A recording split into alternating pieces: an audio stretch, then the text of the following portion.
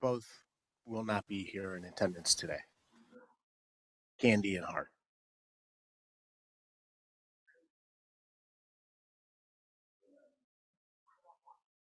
I don't think so.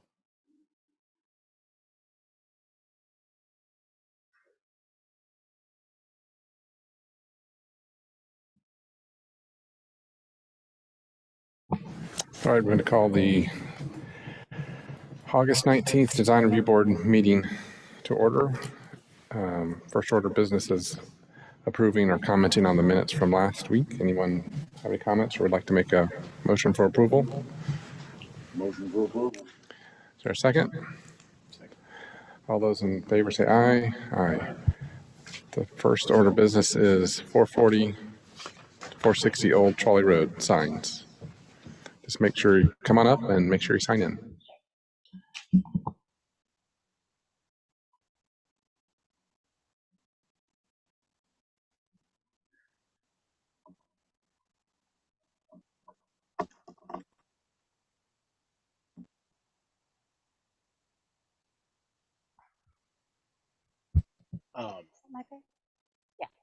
Yeah, I'll just introduce this. This is a request for final approval for a cohesive sign plan for the 3 shopping centers on Old Trolley from 460 to 428 Old Trolley Road. The ordinance restricts ground signs for properties with a main entrance within 20 feet of the property line. So 460 Old Trolley, the newest addition to that line of shopping centers, because that is adjacent to the road. It's essentially only 10 feet from the property line there at the front. They would not technically be permitted to have a ground sign according to the ordinance.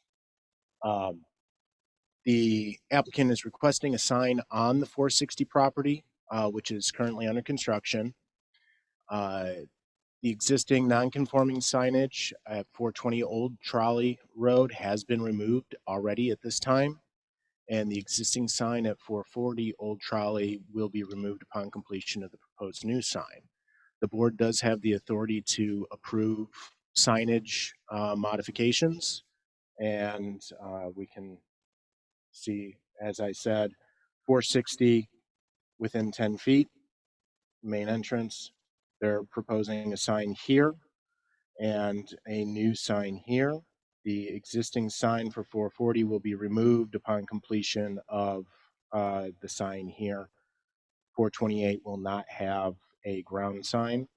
These 2 signs will act as a cohesive signage package for the 3 shopping centers together. And I can turn it over to the applicant to explain or answer any questions. So my name is Nancy McEwen with TUPCO, and as you see, 440 and 428 were upfits that we're doing, so that, and 460 is a new construction building which is underway. Concrete's going to start probably in the next week or 2 if weather holds up. So the owner of all 3 properties, he's from out of town, and I think some of you have noticed what we've done with properties, and LFK as the architect here, and Earthsource is the civil engineer. So as Tim mentioned, the owner took down the sign from 428 Old Trolley just because it was large, it was old, it needed to go, and it's was unsightly. The new signs, Tim, if you go up a little bit, just want to make sure we see the signs so that we know what we're talking about. The old one on the left is the one that was removed. It was about 18 feet tall. The one on the right, Grace Physical Therapy right there, that's the older one that's also going to be moved as soon as the new ones come up. The next slide shows the design that's already been approved, basically, I believe, the design, and it reflects the new building. So as Tim was mentioning, this one falls in sort of a unique position of 440 if you go back to the original slide 10. So the property line between 460 and 440 is the yellow line right there that's showing on the left-hand side. And like Tim said, because the building is forward, it does have that restriction, although the distance between there is 135 feet, and we want to introduce, if it's not allowed on 460, can it be allowed on the 440 property, which again, the owner owns all 3 properties. So we, in essence, would like permission to put the 460 sign either on its property, just to the left of that property line, or as shown on the right. We'd be fine with either one. And 440, the distance between that sign and 440s is 270 feet shown right there. The only problem with that one island, it might need to be put, it's shown a little forward. I think it's going to be pushed back a little bit. That's clearly not the scale of those yellow rectangles there. So that's why we had talked to Jesse and Tim both at staff level, and they wanted us to come up to the board to explain the unique situation of these properties.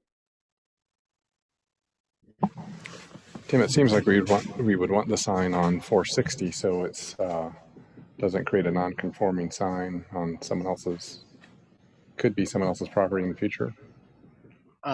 Yeah. I'd move it over to the property line. Okay. Yeah. So we'd be fine with that too. And that distance alone is 135 feet, give or take wherever it sits there at the property line. But we could keep it on 460. We'd be fine with that too. I think this option here, with giving the exception to that rule for a sign on a property within 20 feet, would be preferable to this, which would be then 2 signs on a property that's not a corner. Again, it is the board's within your authority to grant either one, but staff would be would prefer this, just because even though the current owner may own all 3 at the moment, they could be sold off. They're not under on a single lot at this time. Any other comments from the board? I think the signs themselves look great. Yeah, agreed. Sounds like my question is what's preventing you from conforming to the regulations Yeah, on 460. for what you're asking for? Oh, well, as Tim mentioned, if a building is too close to the property line, it can't have a monument sign that's also that close. But this is a unique situation because we have a building that's 160 feet plus an additional 135 feet to the right of it. But technically in the bylaw, the rule, it says if a building is that forward onto the property line, it can't have a monument sign. Also. But in this case, it's such a long property, and because the driveway, the shared driveway between 460 and 440 is clearly on 440, it also makes it, so much longer. Okay. Is the one on 440 compliant? Oh, absolutely, yes. So you're just asking for the one on 460? Correct, because it falls in between a rural and a unique situation where it has a lot of land on Charlie Road. Right, that makes sense. And the size will be 10 feet off the property line, right? Mm-hmm, at least. Off the front property. Yeah, and again, these yellow squares are not this scale. Seems more than reasonable to me. Any other comments? Someone like to make a motion? I'll motion for approval. Is there a second? I'll second that. All in favor say aye. Aye. In favor. Any opposed? Thank you. Thank you very much. On 460. Next order of business is Culver's on Lanton Road.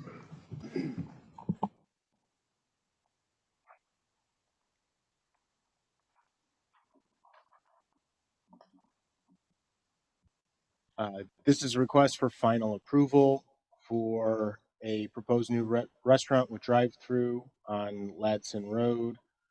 Prior approval was in July for preliminary approval. Staff's comments are as follows. Staff has approved the proposed excess parking based on the provided parking justification letter. The applicant is showing the extra parking constructed properly. No exception to the 30-foot landscape buffer is being requested. Photometric plan has been provided and the average foot candles for the site are within the permitted average. The building is generally consistent with the design guidelines. Building materials include thin brick, horizontal fiber siding, cement siding, EIFS, louvered awnings, and standing seam metal roof. The applicant has addressed the recommendation to make the front patio cover a covered porch across the front of the building. And the signage plan includes a manual reader board, which meets the requirements of the UDO and must be approved by the DRB. I believe you guys were generally okay with the use of the manual reader board at the last meeting.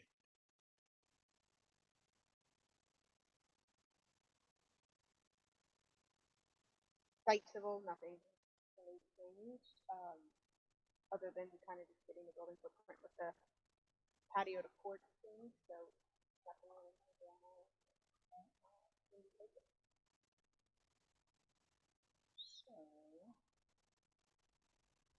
You want me to just jump to the architecture? If you would, please.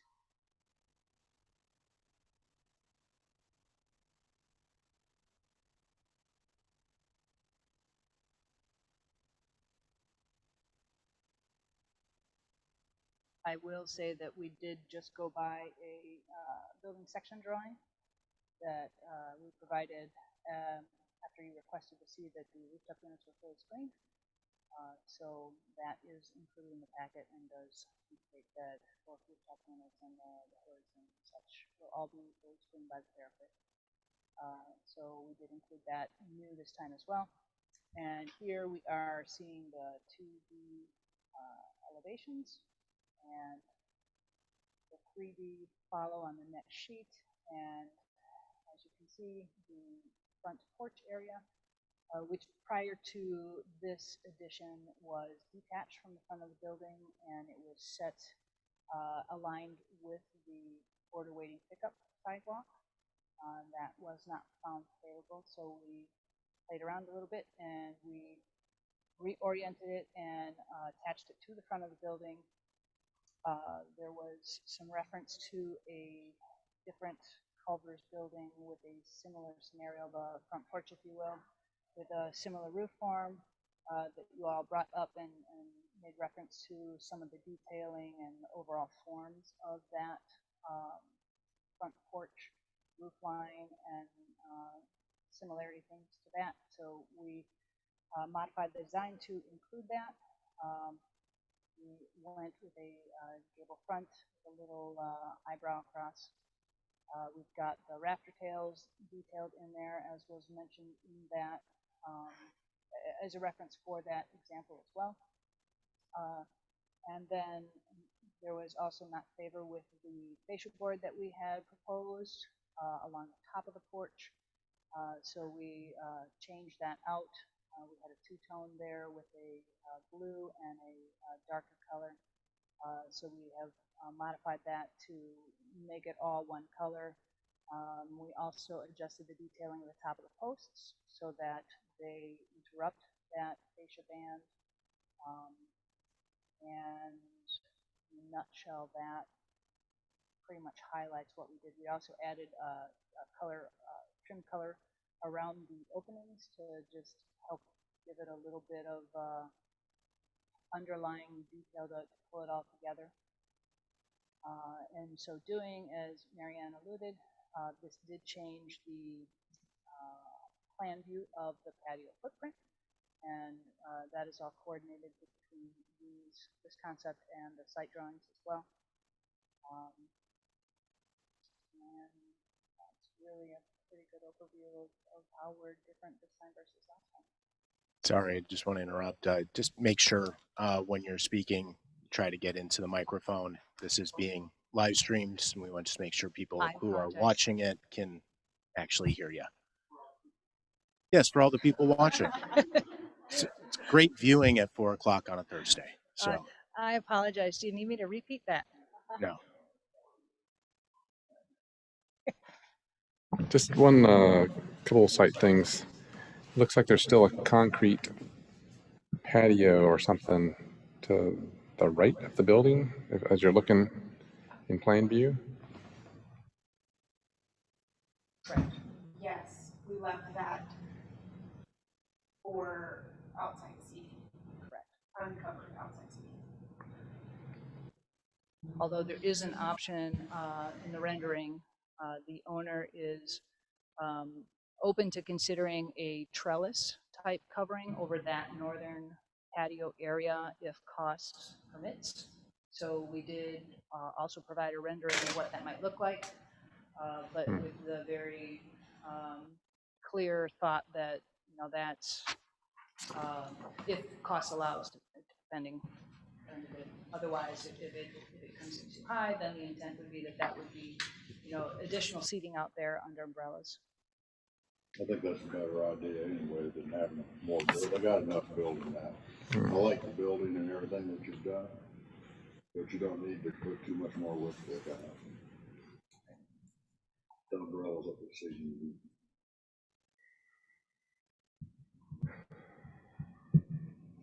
All right, any other site plan comments? How about we move on to architecture? Any comments, Greg? I think it looks great. And thank you for listening to our comments and incorporating them. And it looks good. Thank you. Good. Mr. Carpus?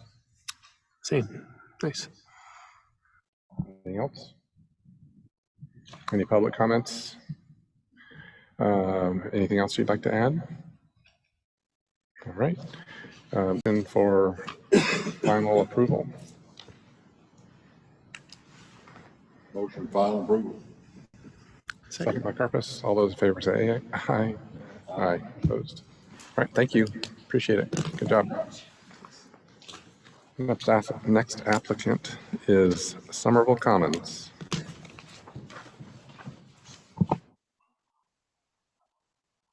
Actually, next applicant is the Trolley Road optometrist. Sorry.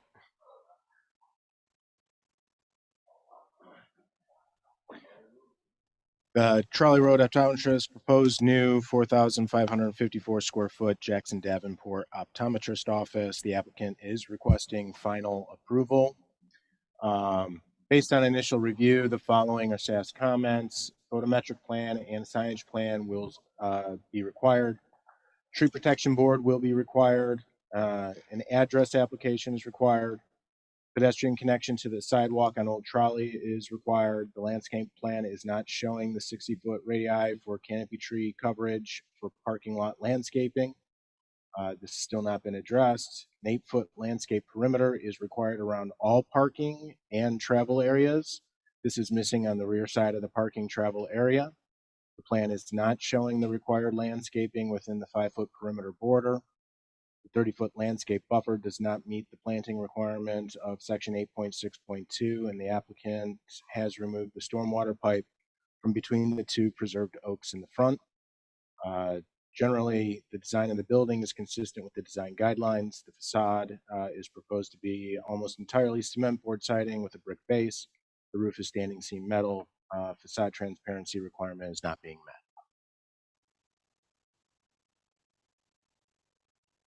Thank you very much. My name is John Powell. I'm with Seed Architecture.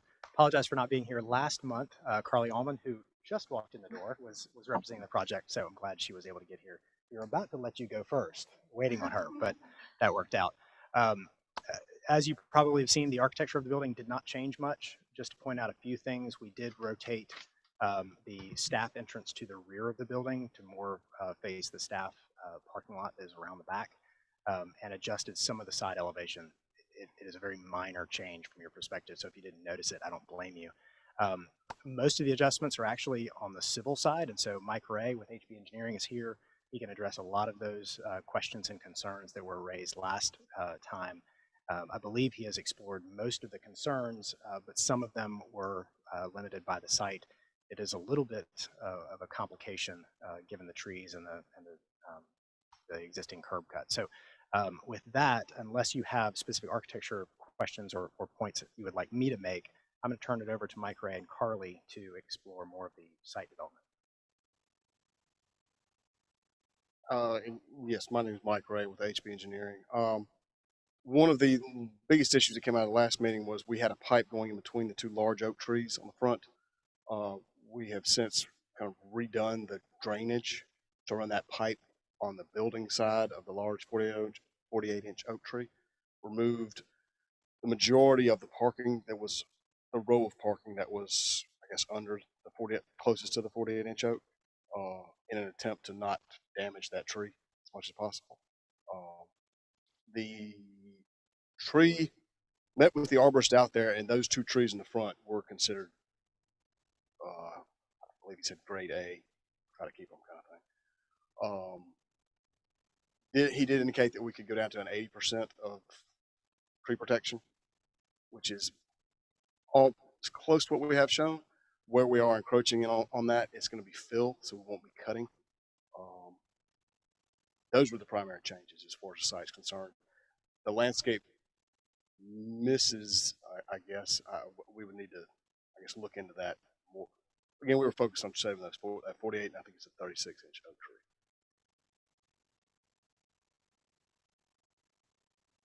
Questions on the site? Changes? Correct. I think the main questions last time, I believe, were it seemed like there was a ton of parking, and I wasn't sure if that's based on your needs, based on the history of the business, or if that was a town requirement. And I've been to optometrists. I usually like the only one in them, so we certainly don't want you to not provide the parking you need where it would harm the business. But like, do you really need those 2 spots up front under the tree? Is that like something you have to have because your customers will drive away if they can't park? Or what are you thinking there? So that was a request of the owner. We actually did, I think, reduce it by 3 parking spots from last time, but he wanted to keep a minimum of 25. He has a large retail part of his business, so there are a lot of people in and out of the whole front half of the building is dedicated to retail. And then he currently practices in there, and he's looking at adding another doctor. So he'll have 2 doctors working full time in the practice eventually. So 2 doctors are seeing 2 patients. Yeah, but they have staff that support them. And then, like, I went and visited him 2 weeks ago, and there were probably 8 people in his retail space alone. But isn't he right up the road already? Yes, and he has. And how many spots does he have there? I think he has 15. And are those like people park across the street? Yeah, it gets full a lot. Okay. And again, we don't really know, so we're trusting the owner to say, I really need those 2 spots. When I look at the site plan, I'm like, that's kind of weird to put in like 2 spots. But if he needs them. I don't disagree. It does look kind of weird in plan view, but I think he, like I said, he kind of requested that 25 be a minimum. He really wanted to keep the other 3, but with the buffers and everything, it just wasn't possible. You're gonna have a dumpster. He's currently planning to have roll-offs. Roll-offs. Okay. And those will be kept in the back. You got an electrical transformer going anywhere or anything like that? No, there'll be a pole mounted between him and the person to the north of him, and they'll be underground from there.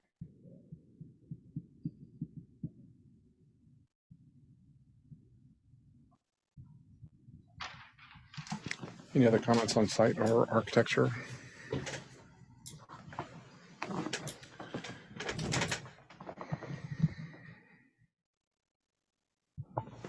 Tim, can you scroll down to the architecture?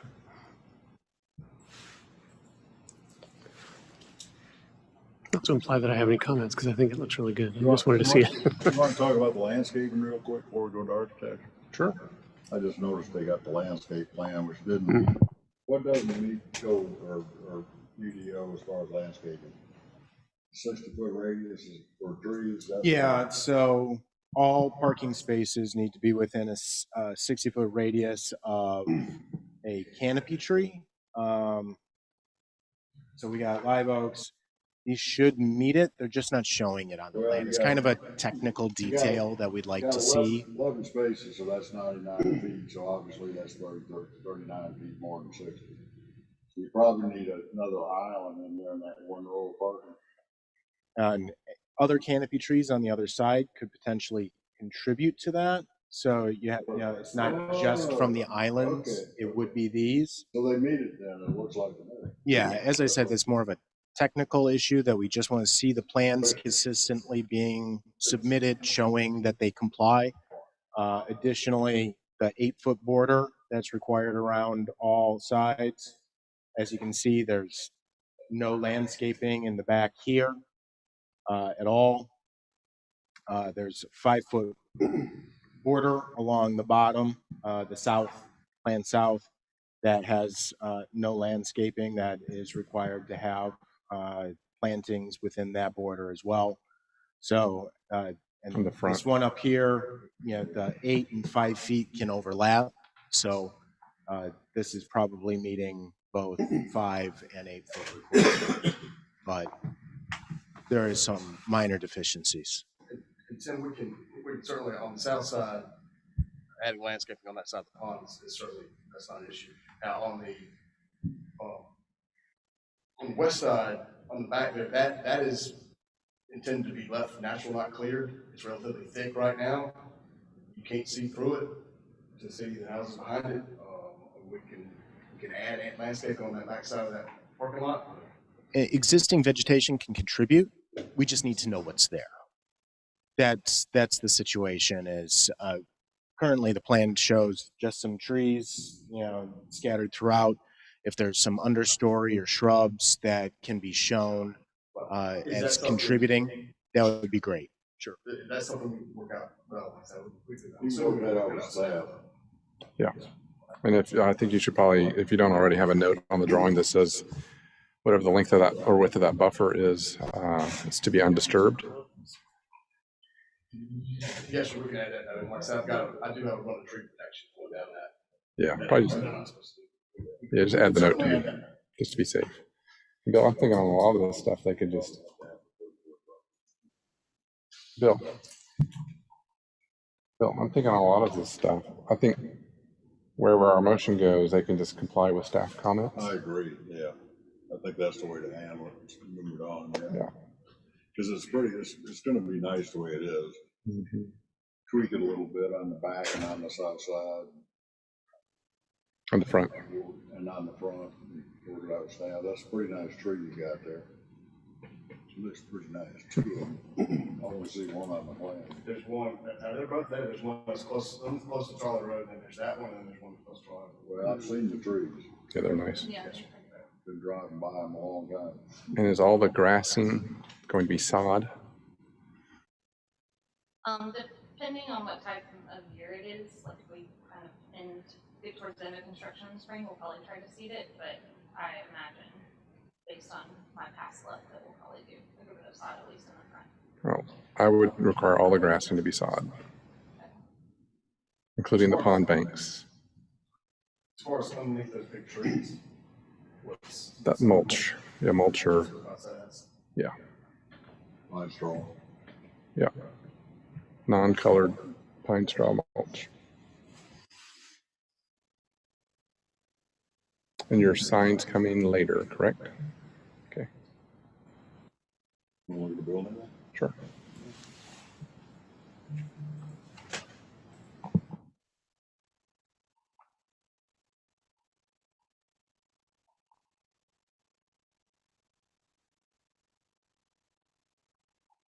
That sheet or a different sheet to talk from? Would you like this sheet or a different sheet to talk from? Maybe have some color ones too. I'm happy to talk through all of it. You saw it largely in the same condition a month ago. So obviously, hardy siding covers most of the front facade with brick detail across the bottom. Switch to a board that above the lead line. Raptor tails showing on all the lead lines. Louvers up high to give it an accent detail there. And then the main entrance door has that canopy over it with, again, the raptor tails and metal, stainless steel metal roofing above. That's the same detail as is shown on the back where the employee entrance is. If you go to the next couple, you'll see the side elevation where we've added, or we included some dormers to give some relief to the roof form. And again, being very conscious of how much light is allowed in the bulk of this faces north, but they're very conscious and concerned about how much daylight comes in when people have dilated eyes. And so we allowed transom windows and then had a shutter type detail underneath that to give it the sense of mass of a window, even though we're really closing that up on the inside. Most of the front part is retail, though it also serves as waiting area and back and forth area for patients. So it's applicable to both the optometry office and the retail side for those windows. And then I mentioned earlier that we did move that employee entrance around the back. So if you scroll down a bit further, you see the smaller canopy on the back of the building facing the employee parking lot.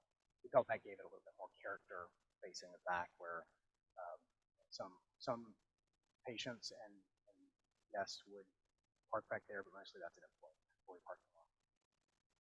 Did you bring color samples or any material samples? We submitted them. Yeah, they're downstairs in my office. Okay. I apologize. They're pretty consistent with what you see here in the renderings. We've got about 3 different. Oh, are they really? I'm sorry. It's a gray. It's a pewter gray, sort of a light color gray.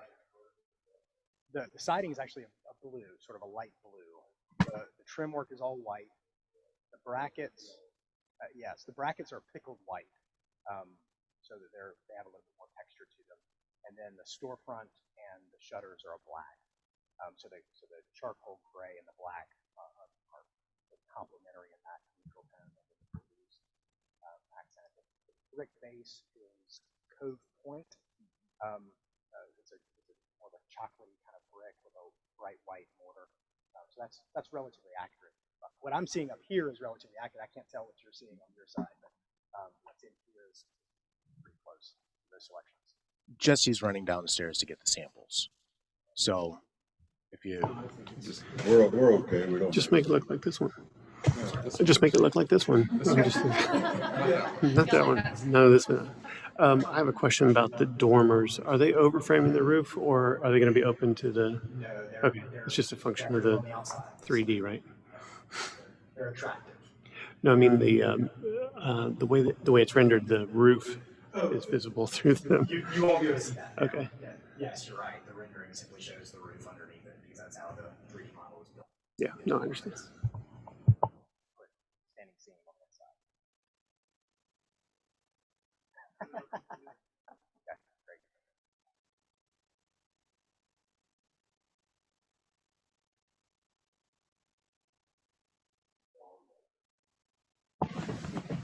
Any other comments, Greg?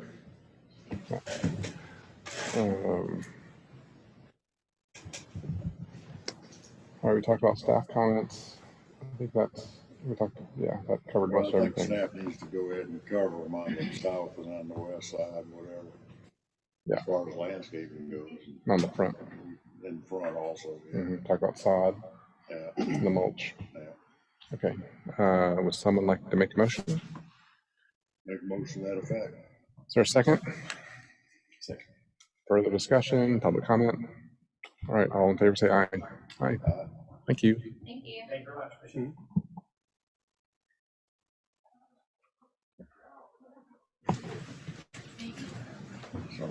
Somerville comments.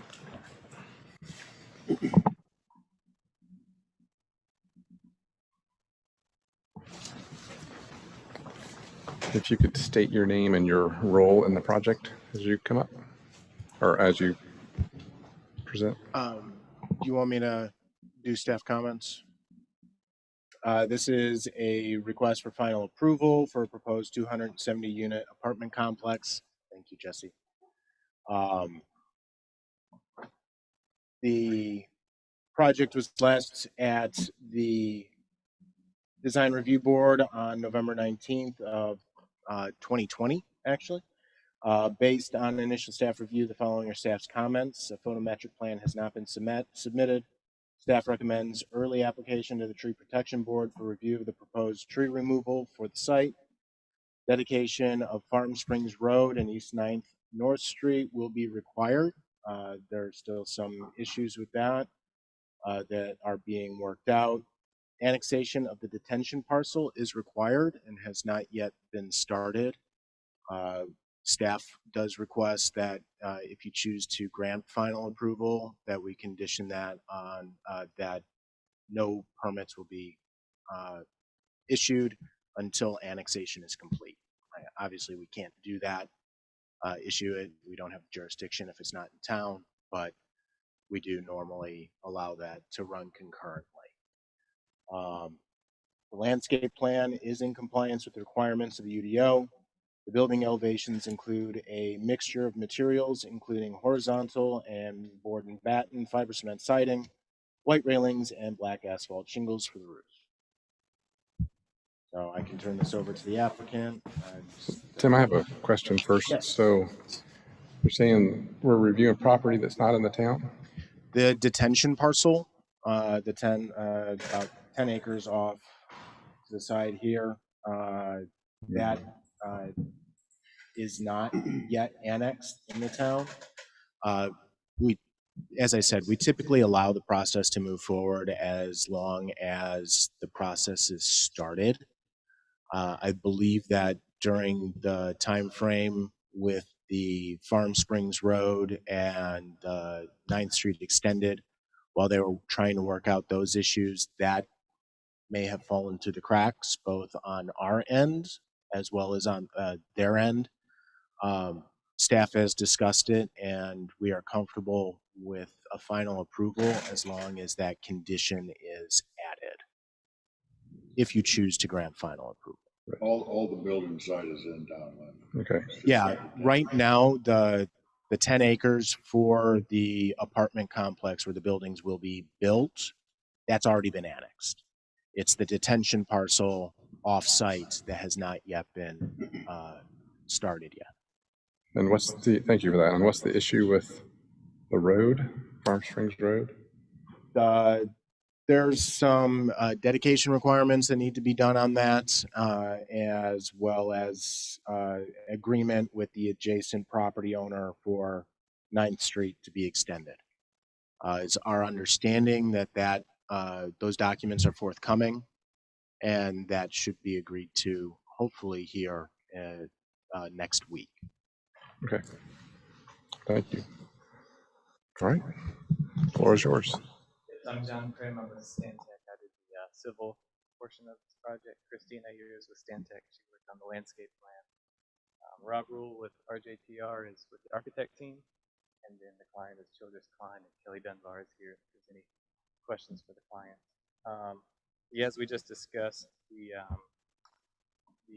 apartment site, the 10 or so acres, has been annexed into the town. We've gone before conceptual review back in August of 2020, and then preliminary approval was obtained November of 2020.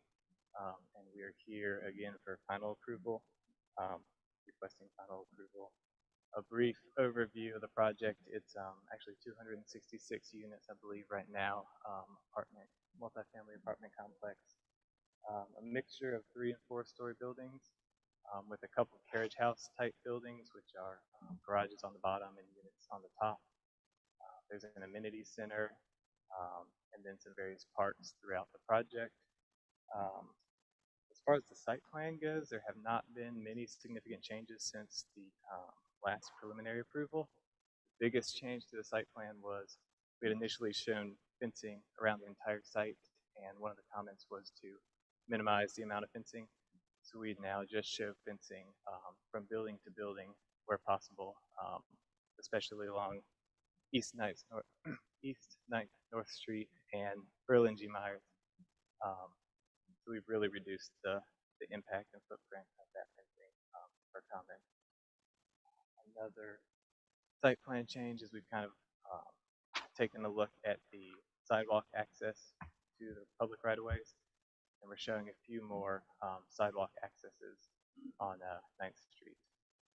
As we did just discuss, the intent is to annex the off-site pond parcel into the town. That's not shown on this sheet, but it's to the southeast of the site. Thought process was to get a little further along and be comfortable we could get some sort of approval before we went through that process.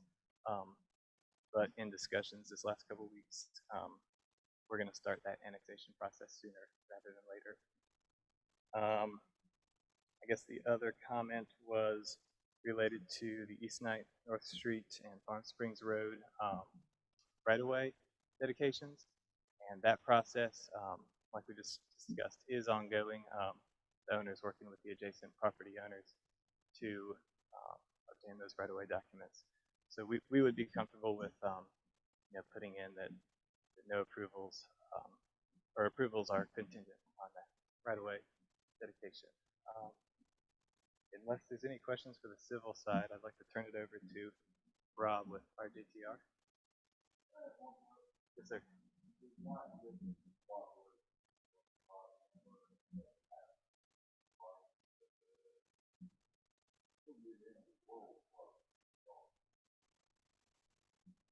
No, it is important.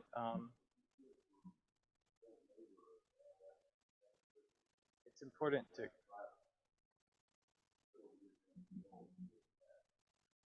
Yeah, it's important to extend East 9th North Street. Yes. Yeah, 9th is necessary, and that's the bigger issue. Without 9th Street and agreement there with access, the site plan would have to fundamentally change. So that's more of the issue, but the Farm Springs dedication has been an ongoing issue with the owner of the property. So that's why we want to make sure that this continues, and if this wants to move forward, that we get that, because they're going to be benefiting from that road. They are showing some on-street parking there, I believe. So there are things that need to be in place before we can start processing the permit side of it. We can grant them final approval with the conditions that these things get done, so that we make sure that we get them done. And if they don't get done, there's no project, or it's significantly different.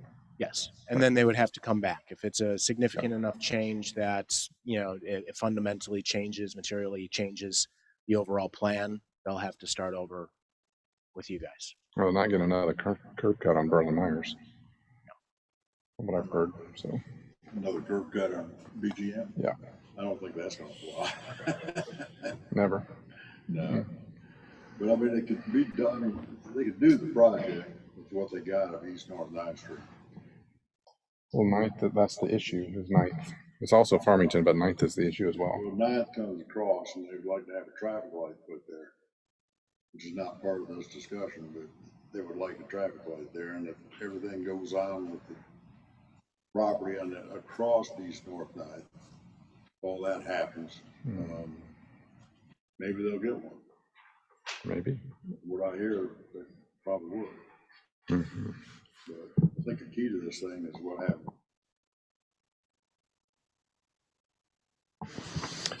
Sounds like we're ready to move on to architecture. All right, great. My name is Rob Rule, and like John said, not much has changed with the site plan, nor the architecture with the main 3- and 4-story buildings. What we did do was respond to the request to look at, in total, what does it look like along the Berlin G. Myers Parkway. So maybe we can pull up that consolidated elevation that illustrates that condition, where we can show you the combination of the 3-story buildings, the 2-story carriage houses, the way the landscaping and the fencing is all integrated. If we go a couple more, I think we'll see that. One more right there. Yeah, so on the top one is the elevation along Berlin G. Myers that we were asked to take a look at. And this, hopefully on your screen, you can see how it illustrates that there's not a fence in between you and the buildings. It's only between the buildings where we locate the fencing. There's landscaping strategically located to soften that, as you can see. There was some thought that the 2-story carriage house buildings did not have enough articulation facing the road last time, so we've added articulation, we've added windows. We've taken the language that we've created in the low country apartment buildings themselves and incorporated into the carriage house with a combination of board and batten on the top story and then some horizontal lap siding, combined with the board and batten down low as well that you can see on there, and then the added windows. And also having the balconies facing out. So now we think we've got a nice composition for those smaller buildings in between the larger buildings. We weren't requested to do it, but we also showed on the bottom there the west elevation along East 9th Street just to illustrate how the buildings nestle into the topography. Obviously, the road is going to slope with the topography, as you can see there. And in between the building on the left and the right, you can see the main entry into the development off of 9th Street. And that entry drive would actually take you right in on access to the 1.5-story amenity building that we have. And if you want to back up a page, we can see what that looks like. Now, that has been developed a little further from last time. It's been refined with more of that low country feel. It has the entry porch on the front door that's right on axis with that entry off of 9th Street. It has a side porch off to the left, and that's where the mail pavilion would be, where residents could pull up and grab their mail or walk around to that point. And then on the right side, there's the large porch that actually kinked back towards facing the internal courtyard where the pool amenity is. And then you can see the architectural character there with the black shingles follows along what the residential apartment buildings look like. There's multi-paned glass windows, the fiber cement board and batten siding in the light color that you see on the predominantly light color with that low country farmhouse aesthetic maybe. And then lower down on the lower portion of it is the horizontal in a French gray tone that you see there. And then we do have this roof feature that has a clear story light that actually brings light down into the center of this building, right in the central hub of the plant. Is there anything else you'd like to look at on the architecture?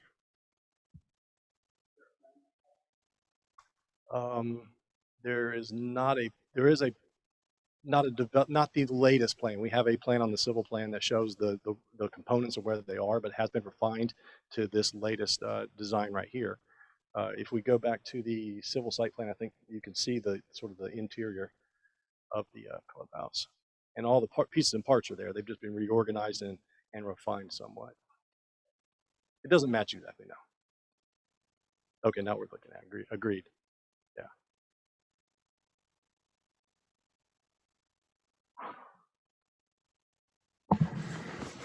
Greg, you want to get us started on architecture? You guys know I wasn't on the board when this was approved the first time. I assume Mr. Karpus was, and I'd be interested in your thoughts on the architecture. So I think I missed 2 meetings last year. It was a good excuse. I had a really good excuse the first time. So I think I'm seeing this maybe for the first time too. Okay. Were there architects on the board when this was approved the first time?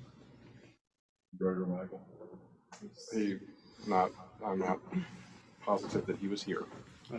My concern is your description is great, and you said all the right words, low country feel, farmhouse, but when I look in the drawings, I don't see any of that. And to me, it's just like an apartment building from somewhere else. I don't see anything in here that even hints at the Somerville fabric. And the Somerville fabric is spectacular. If you drive along Richardson, Carolina, I think is my favorite street. But there's just beautiful examples of homes. I don't see any of that here. I don't see it anywhere. And this open hallway corridor system, you're really not showing that. I mean, you can see through those aisles, right? But that's not shown in the elevation.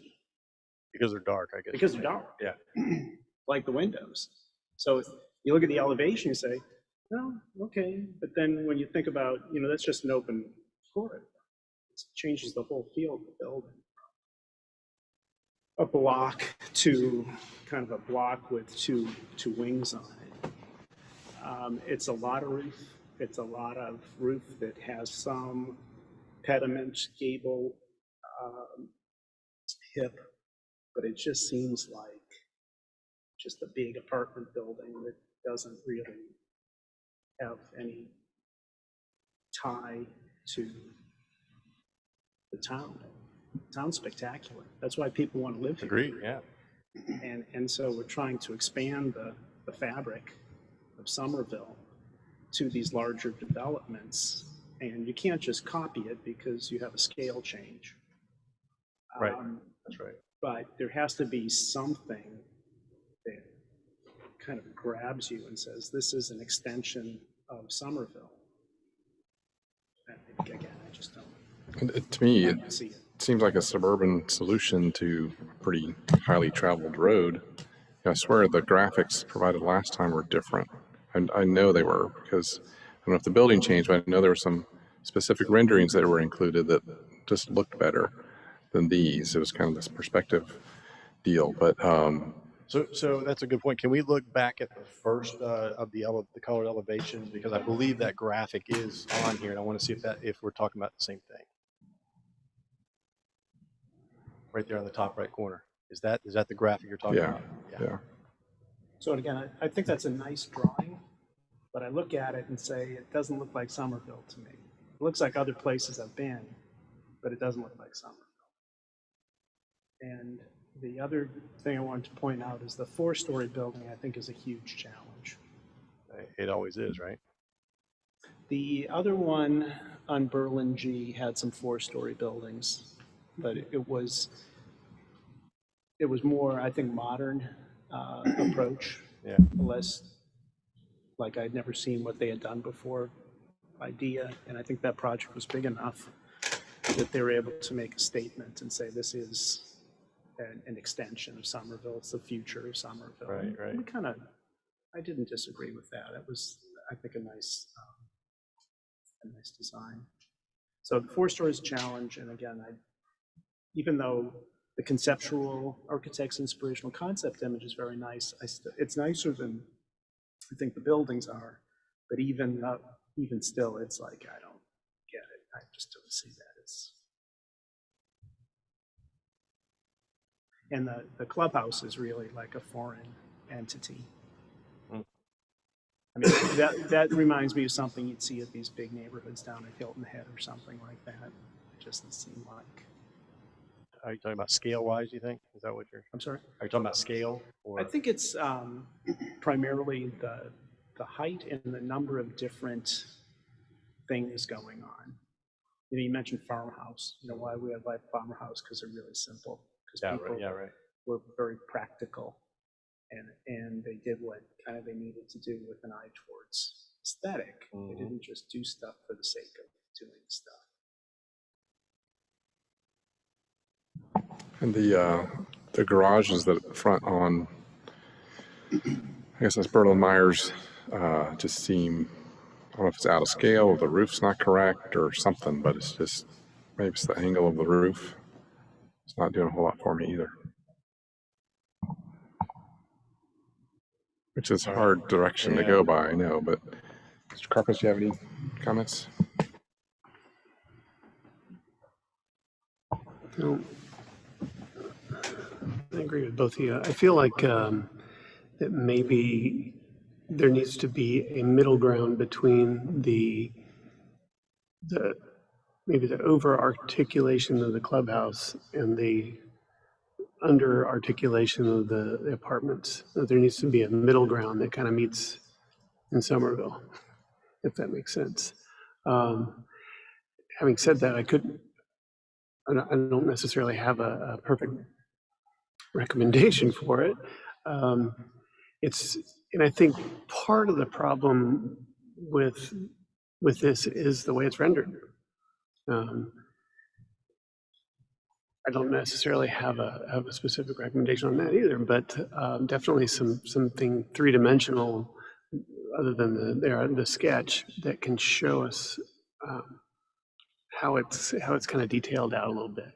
It just looks flat with a big roof, and maybe the areas that come out, the porches and all that, maybe the roofs over that need to be just articulated a little differently too.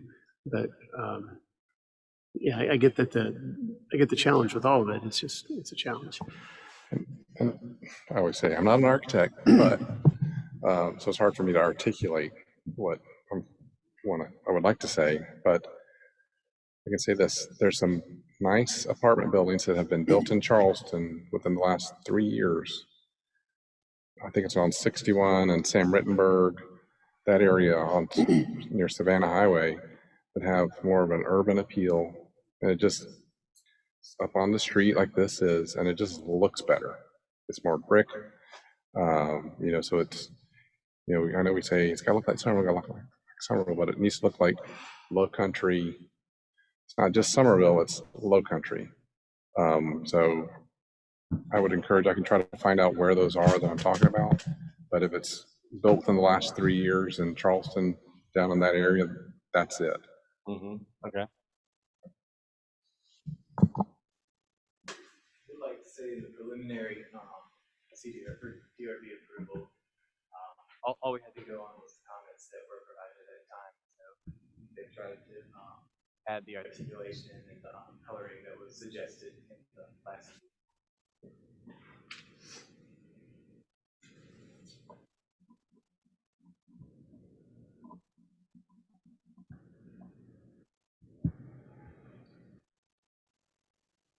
Hi, I'm Kelly Dunbar, and I'm the owner's rep with Childress Klein. And I'm not sure where we go from here. We evolved and advanced plans in our first 2 hearings based on what we've heard in the direction, and this sounds to me like a complete about face. And we advanced our engineering, our landscape architecture, and our architecture based on feedback that we got from you all. And you're basically saying it doesn't feel like Somerville, but go someplace else in Charleston and there's something that looks like Somerville? I said low country. Low country. Pretty clear about that. Okay. And because I'm from Charlotte, I don't know all the ins and outs of Somerville, but I've seen a number of properties in Nexton. Ooh, those are not a good example. And they're not a good example of what we're talking about. Those should not have been approved, but they were. They didn't come here. Yeah, that is, I would call those anti-low country. Okay. So I kind of feel like Dorothy in The Wizard of Oz. Well, you shouldn't. I mean, if you're telling me to go back and get what and do what? Well, you have do the floor plans work for your market? So I'm assuming the floor plans are good. You say these people will want to live here because it's a good floor plan and the interiors are nice.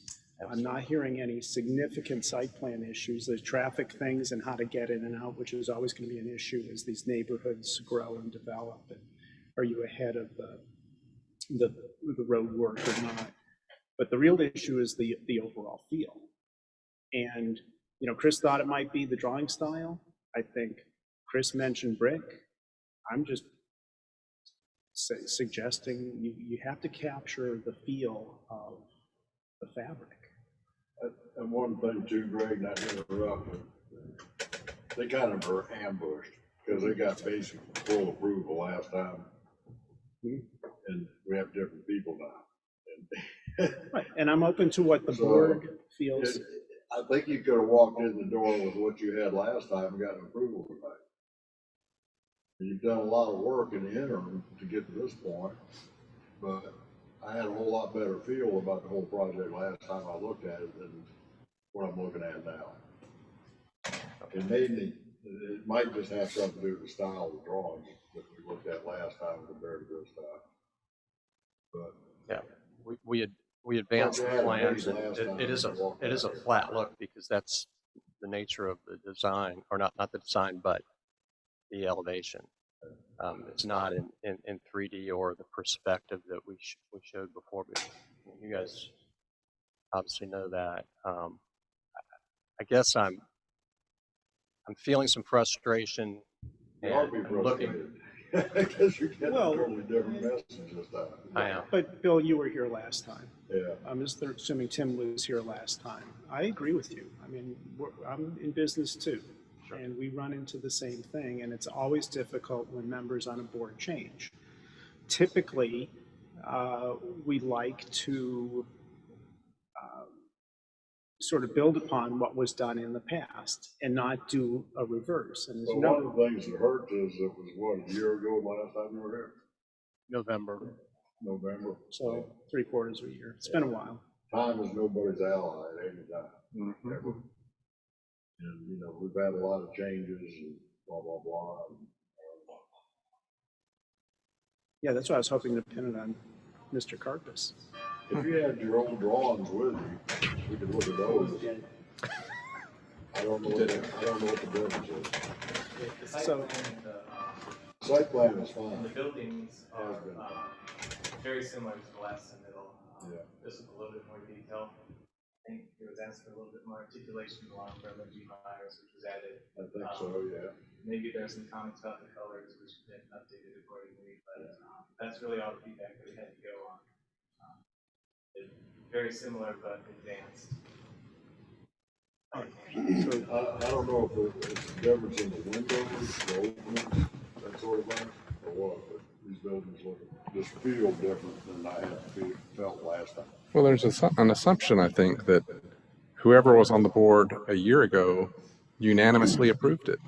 And that may not be the case. I mean, we could look, but, 1, 2, 3 members are new. That's just that's where we are. That's the reality. So, we've got to move forward.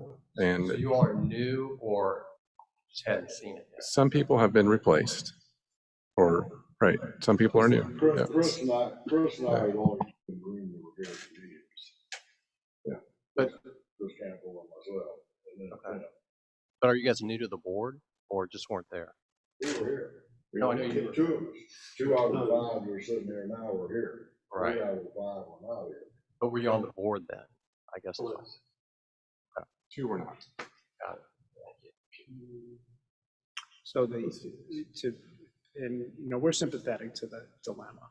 And, I think we're open to working with you guys. We're not asking you to move the buildings around. We're not asking you to change the floor plate. But what can you do architecturally, keeping within your budget to re-look at what this thing could look like? Or are you out of time? I'll have to get more time. Well, we are very much in favor of business growth and development in Summerville. We're not anti-growth. Right. We are trying to come up with a good solution to a conflict, right? Well, you still gotta get the road deals worked out. Yeah, there's. 9th Street and, the other road. Oh, sure. It'll get worked out before you get any further with construction. But, I mean, Annexation is going to take 4 months. I think what we're talking about are window details, handrail porch details are not low country. The windows are not low country. The siding is not low country particularly. Tim, can you, The mass shape of the buildings is okay, is that correct? Well, it's hard to tell when they're flat. I didn't see anything necessarily. I think to me, the big issues are looking at what's on the screen right now. Upper right or upper left, moving across. The big issue with that is it's a lot of roof and it's all the same roof. And I realize they're hips and it steps in and out, but it's a lot of roof with a consistent eave all the way around this big building. I realize the eave goes in and out, but it's still a big thing. And then the porch projections seem to me to be very, very simplified and not a lot of refinement. And I think those same comments sort of carry through to the 2 shorter buildings in the middle, which seem very simplified. And I would say, what can you do on those shoulders where you transition from one material to the other? What can you do with those vertical elements and how those tie into the eave? And I zoomed in on that on my computer and have to agree with Chris. I think that the shadow lines are obscuring some of the eave detail, and it's also being obscured by the huge amount of charcoal gray roof that you can't see on this. So I think perhaps looking at a couple of corners or enlarging some of these typical conditions so we can really see what they're like. Because right now, it's kind of like mashed potatoes and gravy where everything's kind of blending in together, even on my laptop. So perhaps a larger section of a corner or a bay and looking at some of the refinement of the porch details and how they intersect the roof. Those would be some general suggestions. And it's not a whole scale change of your building plan. It's an architectural refinement It should be using the same materials and the same quantities and just putting them together differently so that it looks like a low country building. I don't know if the vertical battens help or hurt.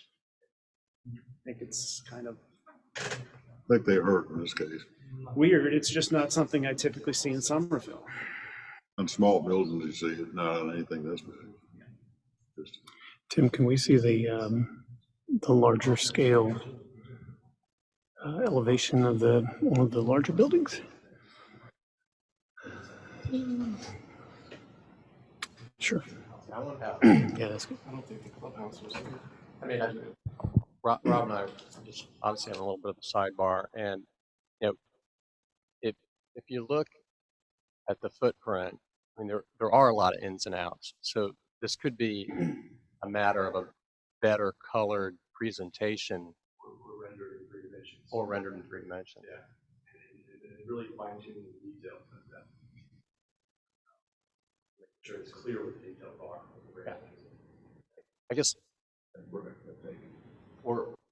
looking for some specific direction, and I don't think we quite have it on what we can do to make changes that would be more in the Somerville spirit that you guys are looking for. I mean, the porch details, the verticalness, look like square concrete members, horizontal and vertical.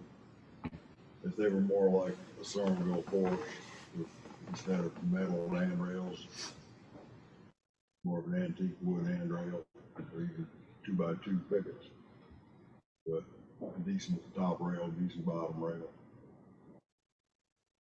But it looks very much like the old Baptist college with the vertical porches, with those vertical elements. Some of the old buildings at Charleston Southern that used to be BCLA, Baptist College last. Charleston Southern. Yeah, Charleston Southern. And you're saying that's not a good example. Those are little okay for Charleston Southern, sure. Not too good for Southern. Right, because it's not refined, it's not thought out, it's not articulated. And finding the right level of detail, I think, could help a lot in this, as well as looking at, is there an opportunity to break the continuous cornice, or does the stepping in and out make the continuous cornice? And all of a sudden, I'm seeing a lot of different hip roof details that are showing on the front elevation I couldn't see when I was sitting further back. Mm-hmm. So that's just a function of the drawing. That's right. A lot of that detail and articulation that you got there is not too visible in the drawing.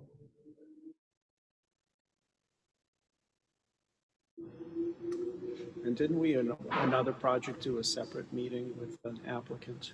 Mm-hmm. I can't remember who that was, but we did. So we didn't make them just guess and come back when you were quote unquote done.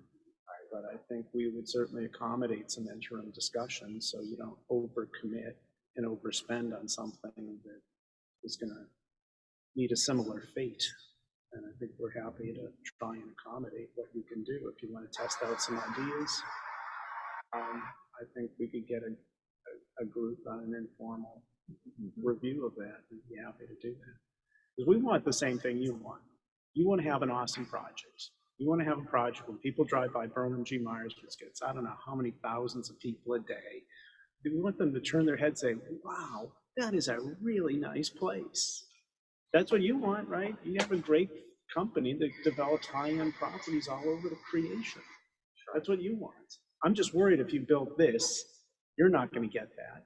And I'm not sure we're going to get that either. Well, we wouldn't have signed off on it if we didn't.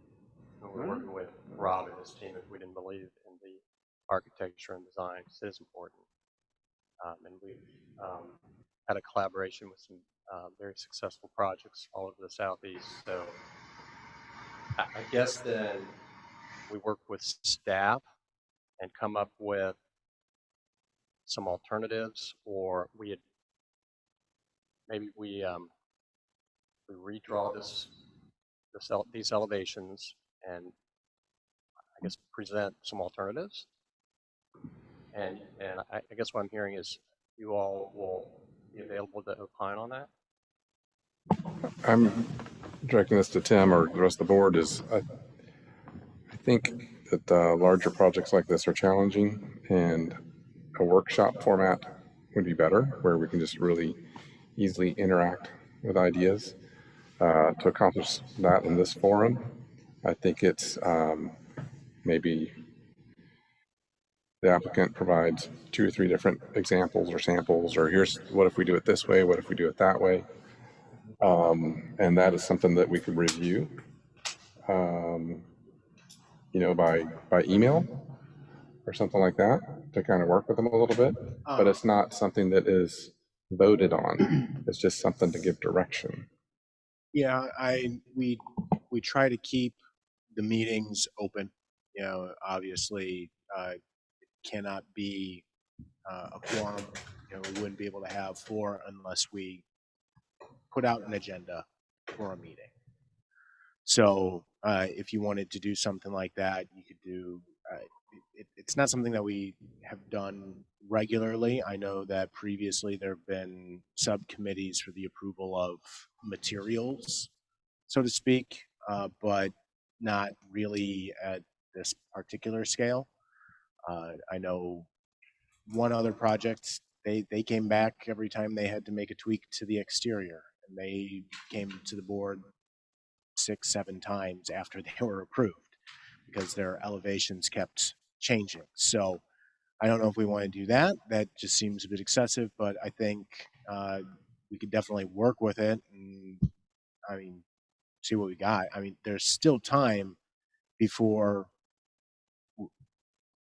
this can continue to move forward. We don't even have an application for annexation. That, and from the date of application, it's still going to be at least 4 months because it has to go to planning commission. Then it has to go to 2 readings of town council. So right there between the date of application, our public notice for the public hearing at planning commission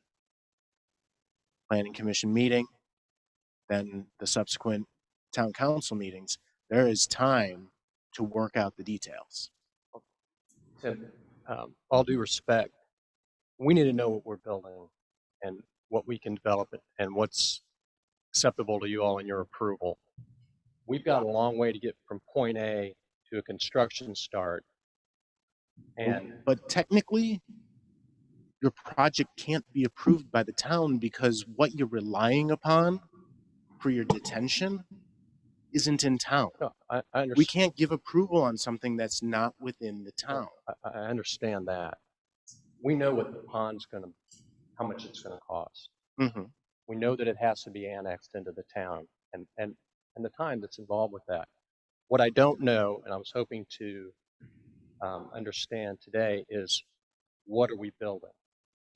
Well, I think the board has been pretty clear. The number of units, your layout, all of that is pretty much set. It's your architecture. Sure. That's right. You have details that need to be worked out, and you still have that time. I don't know what else we can do in that manner to help facilitate this, but right now, we technically don't have a complete project because you don't have detention. Understood. That project will be completely different if you have to provide detention on site. If you don't annex the property.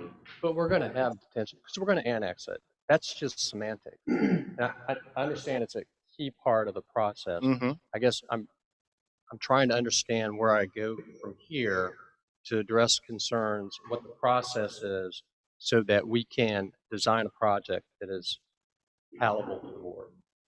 Well, I would say specifically, your architect needs to look at the building mass. They need to enlarge these elevations and look at the typical elements and find ways to better articulate some detail into, especially the porches, as Bill mentioned. I think it's the corners, and I think it's the vertical batten siding and it's the eaves. All of these things we've mentioned several times. So I think we've given very clear direction on what we expect.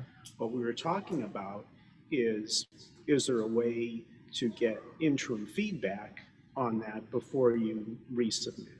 And I think, again, I think we're fine with that. And I think we'll accommodate because of the path you've gone through.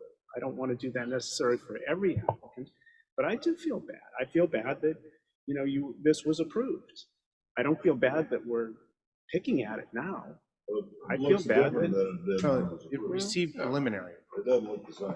Well, there's preliminary approval.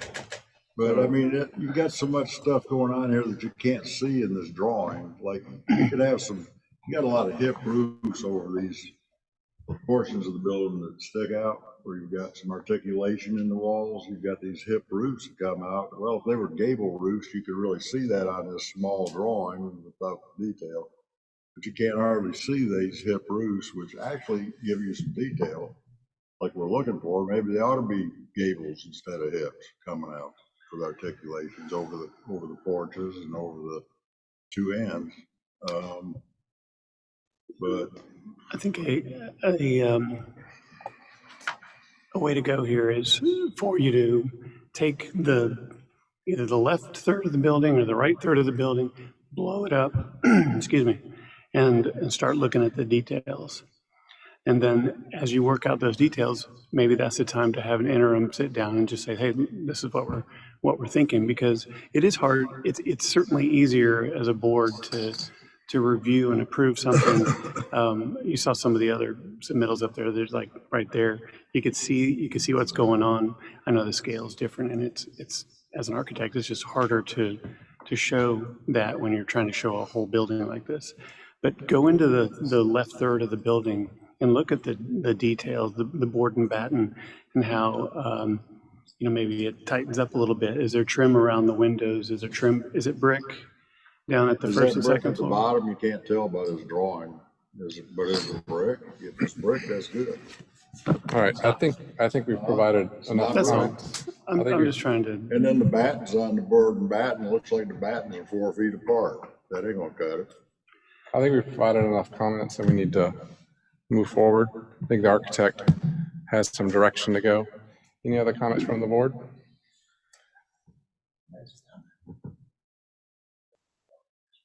All right. Is there a motion for approval, for denial, for deferment? Motion for approval or denial or? Well, Tim, what's the best way to handle this administratively? Doesn't matter to us personally. You can deny final approval. They'll still have to come back for final. If you defer, they're still going to come back. If you approve with conditions, it doesn't sound like that's the direction that you're going. So we can approve the site plan and landscape. We've done that before, and then defer on the architect. Defer on the exterior architecture. You've broken up the approvals like that before as well. So you do have some avenues that you can this go at down. least would protect them from coming back and us changing our mind on the site plan next time. So at least you'd have the final approval on that. Stay home next time. If you're comfortable with the civil layout of the site plan, that's possible. Okay. All right, would someone like to make a motion? All right. I recommend approval on the site and landscape and deferral on the architecture. Exterior architecture, the finishes and massing and orientation of the materials. And you're including staff comments too? Yes. All right, is there a second? I'll say. Any further discussion? So all in favor of approving the site and landscape and deferring architecture, say aye. All right. Any opposed? All righty. Next up is Somerville Nissan.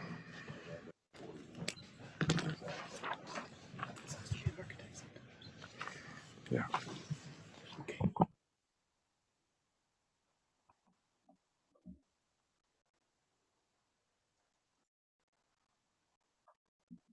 So I'll give us just a 2-minute intermission.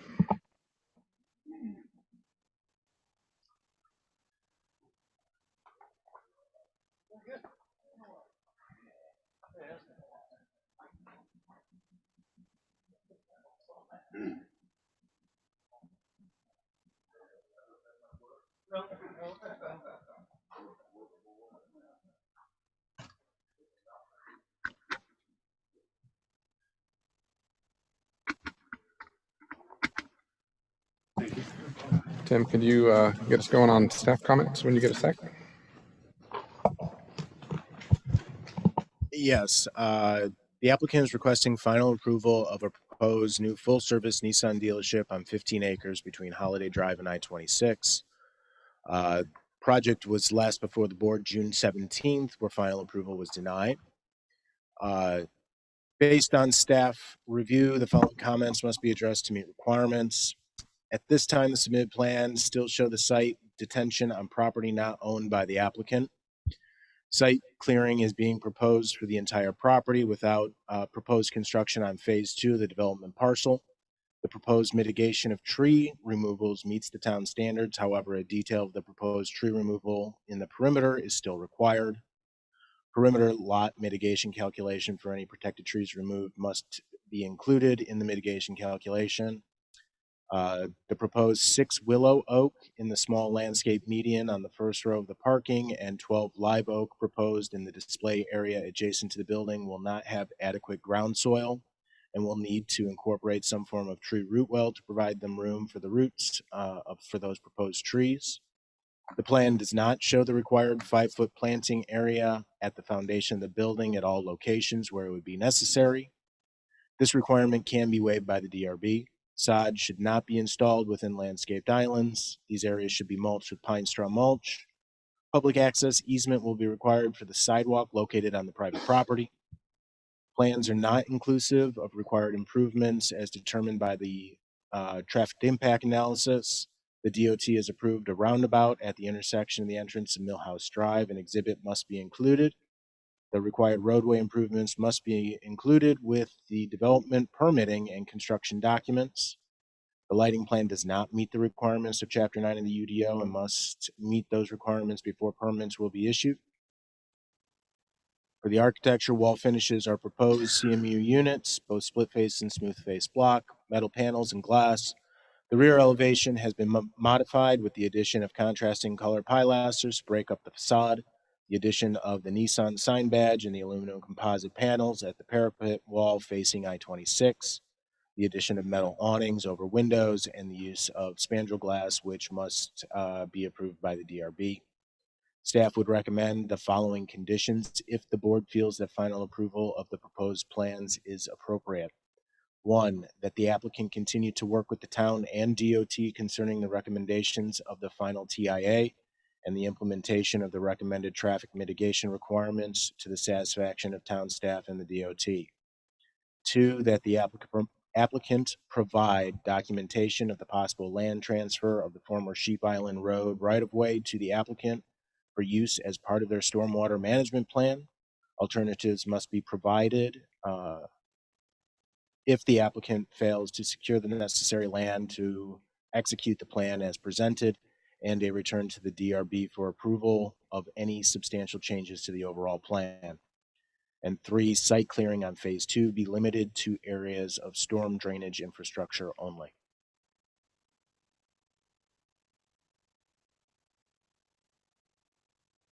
Okay. All right, thanks for that brief introduction, Tim. No problem. Kyle Taylor here, Hoyt & Brini, civil engineer, landscape architect here on the project. I'll go ahead and introduce the list of guests here and applicant agents here tonight as well, and they can certainly reintroduce themselves and sign in as necessary for any speaking. Gary Brini here, Hoyt & Brini. Luke Corbett with Redline Group, the architect. Several owner agents. Jonathan Burnham with Hudson Group. Scott Calhoun with Calhoun Automotive, and Riyadh Brothers, again with Calhoun Automotive. I think I hit all of our entourage. So we're pleased here to present tonight final plans for Spandrel Nissan. Tim, if you wouldn't mind, if we go ahead and scroll to the renderings, maybe the first rendering, please.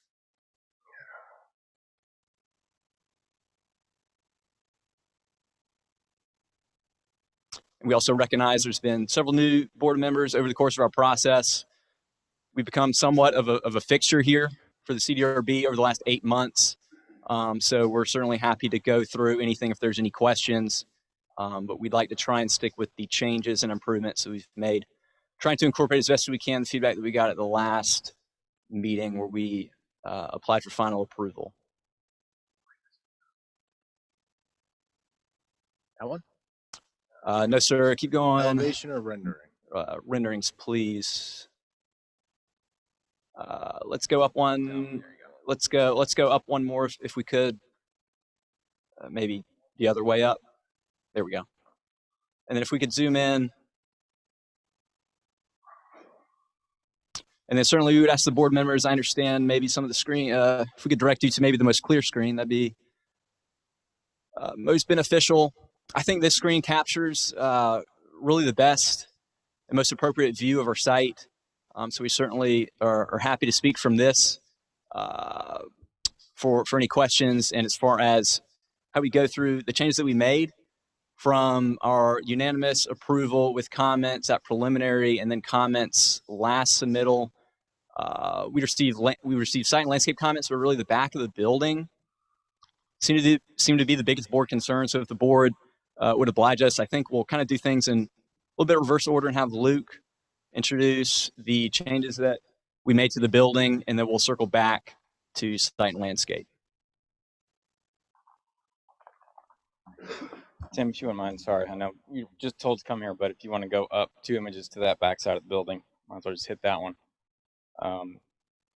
So I believe everyone knows when we started out here in January, we were remote talking about this thing, and we rotated the whole building to face Holiday Drive. And by doing that, we essentially turned our back to 26, and that's just been a thorn in our side throughout this whole process.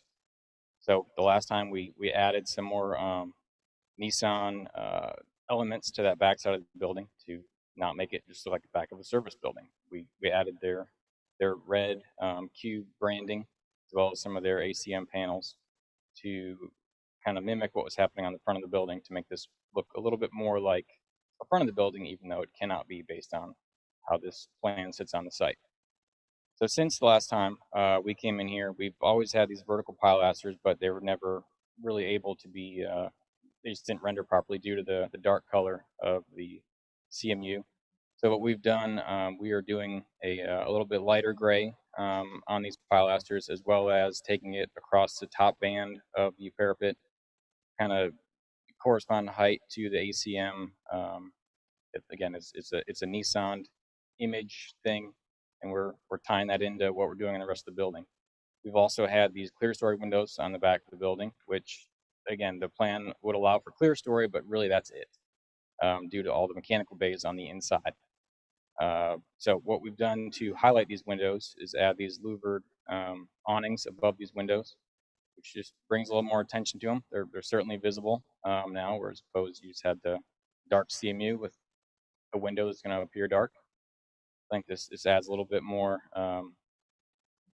excitement to that back elevation. We've also added some planting at the bottom, at the foundation of the building, as well as adjusted some of the tree plantings here with the parking spaces to correspond with what's actually happening on the elevation, just to make things a little more cohesive. One other element here that we've added is the use of some glass on the back here that is coming down to the ground. So in between the two pilasters at the red Nissan Cube, we are proposing some Spandrel Glazing. We just feel like the glass there adds a little something, kind of correspond to the Nissan entry, but obviously we can't have an entry here, and we would rather not have clear glass looking into the back of a service department for just the visual and as well as security. But we felt like this added to the design in the back. We've also added this similar language to the front of the building, adjacent to the showroom, where we have the part storage department, where it was also just kind of the dark CMU wall. So we have a couple more of these louvers and a little bit more of this lighter gray paint as well. At this point, I'll kind of leave it open to any comments on what we believe we have tried to address the comments we had in the back of that building. I think the back looks okay, but I don't know, Brown, any comment? So of all the comments we had last time, you addressed the back of the building only. From the last 3 times we were here, we understood the front of the showroom looked great. And the big thing was this blank, dark black hole on the back of the building. Last time there was that white band was like EFS, and it went all the way across the back of the building like that, like a big sign band. They've taken that away and they put the panel up there for a sign band along with their red logo. So I think the back of the building looks okay to me. I don't know about y'all. All right, any other architectural comments before we look at site? Yes. So I think last time I tried to, and again, I hate to be a nitpicker, but when we rejected the first time, we did not tell you to put the service bay on the interstate. And I mentioned this last time too, in the last meeting. We did not tell you to do that. We told you, do not turn your back on the neighborhood. Those are 2 fundamentally different things. Now, you guys were the ones who put the service bay on the back. We just asked you to not turn your back on the neighborhood. That's correct. If that's the only way you could figure out to not turn your back on the neighborhood, that's not the direction we gave you. That was a choice you made. When you put the service bay on the interstate side, that opened up a big challenge. How can you make that look good? We did not tell you to put the bays on the back on the interstate side. You decided that, and then you have to compensate with the design to make that look good. And I agree with Bill, it's better, but it's not, I still think it's really odd. When you look at that front elevation, well, I'm on a different slide. Can you go back to the front elevation? And I agree with you guys. You know, I'm pretty excited about this view. Let's start here. Let's start here. The reason I like this is that it's bold and it's simple and it's straightforward. You have the big what I'll call fascia, which wraps, and it is 3-dimensional. And it's very powerful because you have the short service bay with its thing, and then you have the taller, I guess that's the showroom bay, and it has that fascia wraps, and everything below is very simple and the same. Then as you get away from that, then it starts to get kind of weird where you have some vertical things and you have some horizontal things, but the horizontal things don't really wrap to form a mass or a volume. They just kind of stop. So if you look at the 2 primary elements in this rendering, to me, those read as boxes or masses with a uniform coating. And I realize it's not uniform because it does run into something to stop it from being completely uniform. But then when you look at the service bay, you don't have any of that. You know, the power of the architecture on this side gets diminished because you have these funny little things running through, and the fascia kind of turns a corner, but it doesn't really wrap. So it's just odd. And it doesn't have the backside, even though it's much better than it was, it does not have the power of the simplicity. And Nissan's a great brand. I've told you that before. I love Nissan products. They're bold, they're adventurous, they don't, you know, they're not afraid to take stylistic challenges. And I think that's great. It's a great product. But this part of the building has that, to me. In the front, when you turn that service bay, when you start, can we look at the other? Scroll down a little bit. Scroll down. And I look at that and I say, okay, what happened to that clarity and that power of the front as you turn this corner and you have these funny things going up, and then this main fascia just kind of decides to pop up from, you know, and it wraps around to the cube on the side, and then it stops for, I don't know, for whatever reason. But, you know, that to me is like parts and pieces versus the solidity of the remainder.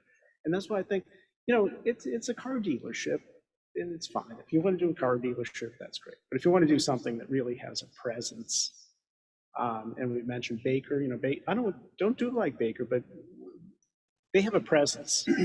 This thing has a great presence in the front. I think its presence on the interstate in your future developments, like, it's okay. It's not like terrible. It's just like, I guess to me, I've had a little confused. I've studied Baker a good amount now, because it's been brought up every time. And in their showroom, it's lovely. It's right there. It faces their pond. It faces 26, and right next to it, you got a giant mass of nothing and a garage door. We had our giant mass. We had that, and then we were told to do something else. Then we did something else.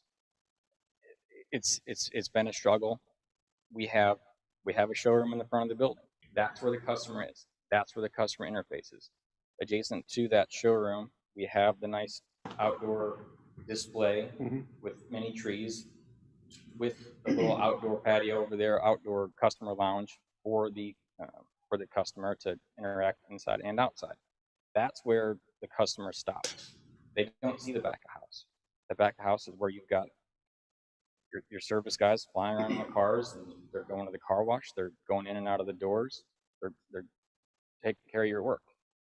That side of the building, something has to face 26. That does. I think what you got in 26 looks great. I think we need to move on with any further discussion anybody else has. Mr. Carpus, you have any architecture? I'm getting over it. This may seem kind of out of the ordinary, but is there a way to pull up the minutes from the last meeting? Yeah, they're in the packet. I don't think, were you here last month, or was it the month before? So they would be in the July minutes. You were here in July? June. Yeah. June 17th. It doesn't have a direct connection to the network. Oh, okay. I can't grab it right this minute. I guess it's a mystery. I mean, I agree with what Greg said, but I also, it's, you know, there's been a lot of effort put into the interstate side, and it does look better. It does seem to be a 3 or 4 separate designs going on. The reason why I wanted to ask about the minutes is I feel like somebody may have asked what, and it might have been me. What did I ask? I asked, what does this have to do with Somerville? What, and as awesome as it is, and it is powerful. What elements of the design can you say that you kind of pulled from the aesthetic of Somerville or the feel of Somerville? And I know that you can't apply, I mean, a single house designed to a giant car dealer or something like that. That's Charleston anyway. But so, and I don't know that we were there last time, and so I would take that question and just ask it again. If nothing's changed on the Somerville side, then that's the answer. But I'm curious about that. I mean, so it was. How does this look like Somerville? Was essentially the question. And on that back side, it was read as just this big black blank facade. And in multiple meetings ago, that looked great. We were good. We wanted it to disappear. It was the service department. Now we revisit it, make it look like Somerville. So what I've done, it's a giant blank facade. I mean, you know what it is. There's nothing on it. We've tried to add the clear sort of windows where we can. We've tried to break it down into small kind of units with these vertical pilasters where we can. We have a base with a different texture of the CMU. We've got the base, we've got the verticals, we have another horizontal element at the top. We're using that rear facade to screen I don't know how many units we're going to have up there, but there's going to be a lot of units up there to cool the service department. We need that parapet up there, so we can't go jumping things up and down there. We try to do that with pilasters. We try to do that with the banding to outside of the back. What has been done to make it look like Somerville?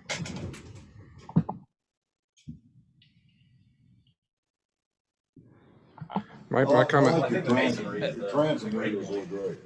The transom windows on the back look good.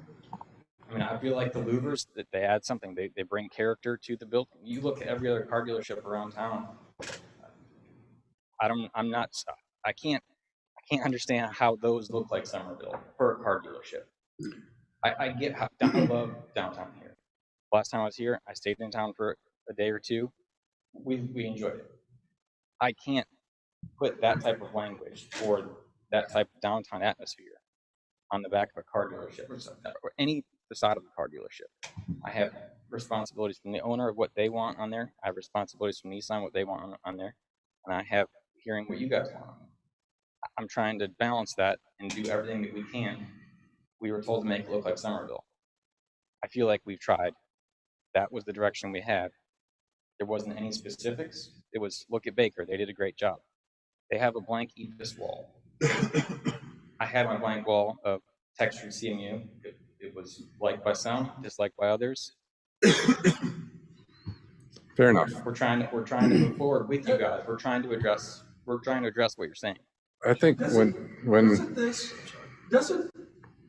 Somerville is not just the building alone.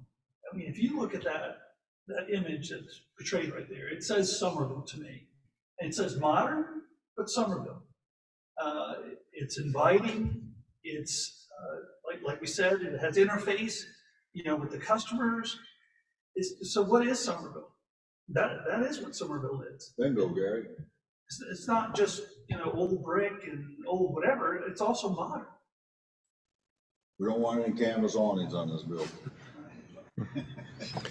I'm actually okay with the architecture. I think that with a car dealership, there's a different expectation, and with a building of this scale on the interstate, there's a different expectation. So I'm okay with the architecture, to be honest with you. I think one of the examples we talked about before was it's hard to make a big building look like Somerville, because what's Somerville look like? Granted, some of the buildings you may have visited did not come before the design review board, or if they came before the design review board 20 years ago. We've never had a car dealership come before the board. This is the first one? I think That's something I'd like to. I think the Hoover dealer, Marathon maybe. But that was a renovation. But one of the examples we gave was, it's a brick building. It's a big building, but schools, particularly the one at the charter school we're talking about. Well, the one at Summers Corner, it's very successful. It's a big brick building. It's got glass. It doesn't have this much glass. So we said, less car dealer, more look at a big brick building like Summers Corner. There's nothing here that looks like regional architecture. Not even Somerville. Okay, Somerville's too hard to define. Make it look low country. There's nothing about it that looks low country. I would be fine with it looking modern, but it's got to somehow blend old materials or commonly used materials in a new forward-thinking way. It doesn't do that. I don't think it can, because they got to show that showroom off of glass. It's got to be glass. They did it successfully at McElveen in Mount Pleasant. We use that as an example as well. I've never seen McElveen in Mount Pleasant. It looks good. Gone bankrupt and closed it. Oh, really? Maybe that's why. Yeah, 15 years ago. But for me, it's just not there, and I don't think it's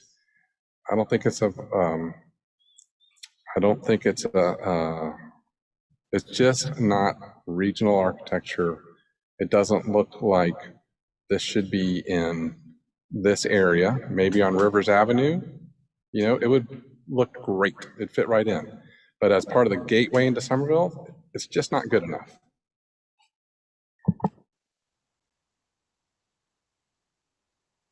Yes, I just wanted to address, you had said you hadn't seen a car dealership before. Oh,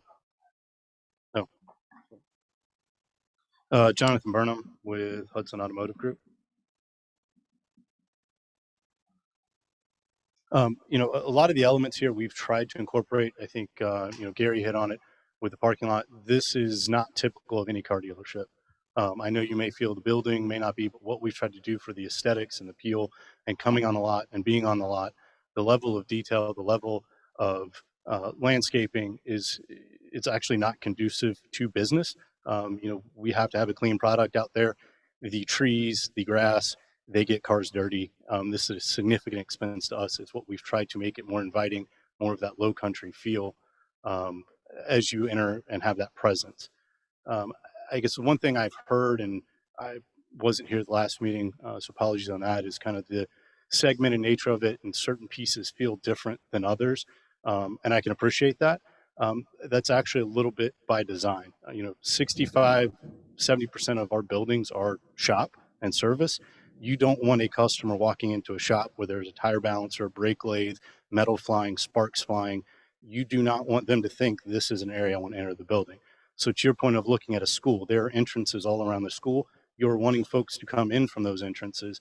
We are saying from this picture and drawing the attention to, this is where you enter the showroom. This is where the customer can be safe and be dealt with without just walking into a hazard area. The hospitals have made the same argument.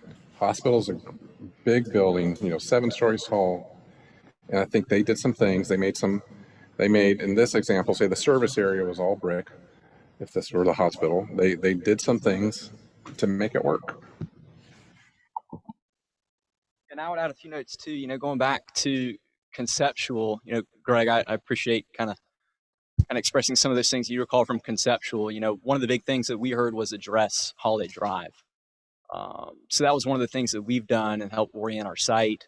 I mean, frankly, our conceptual had the building rotated 90 degrees, and the future intent for phase 2 rotated 90 degrees. So we sure tried to spare no expense to the front, and we feel like this is going to be the first of its kind from the other facade standpoint. I mean, the back has been really improved from the initial submittal, and you know, we appreciate some references to Rivers Avenue.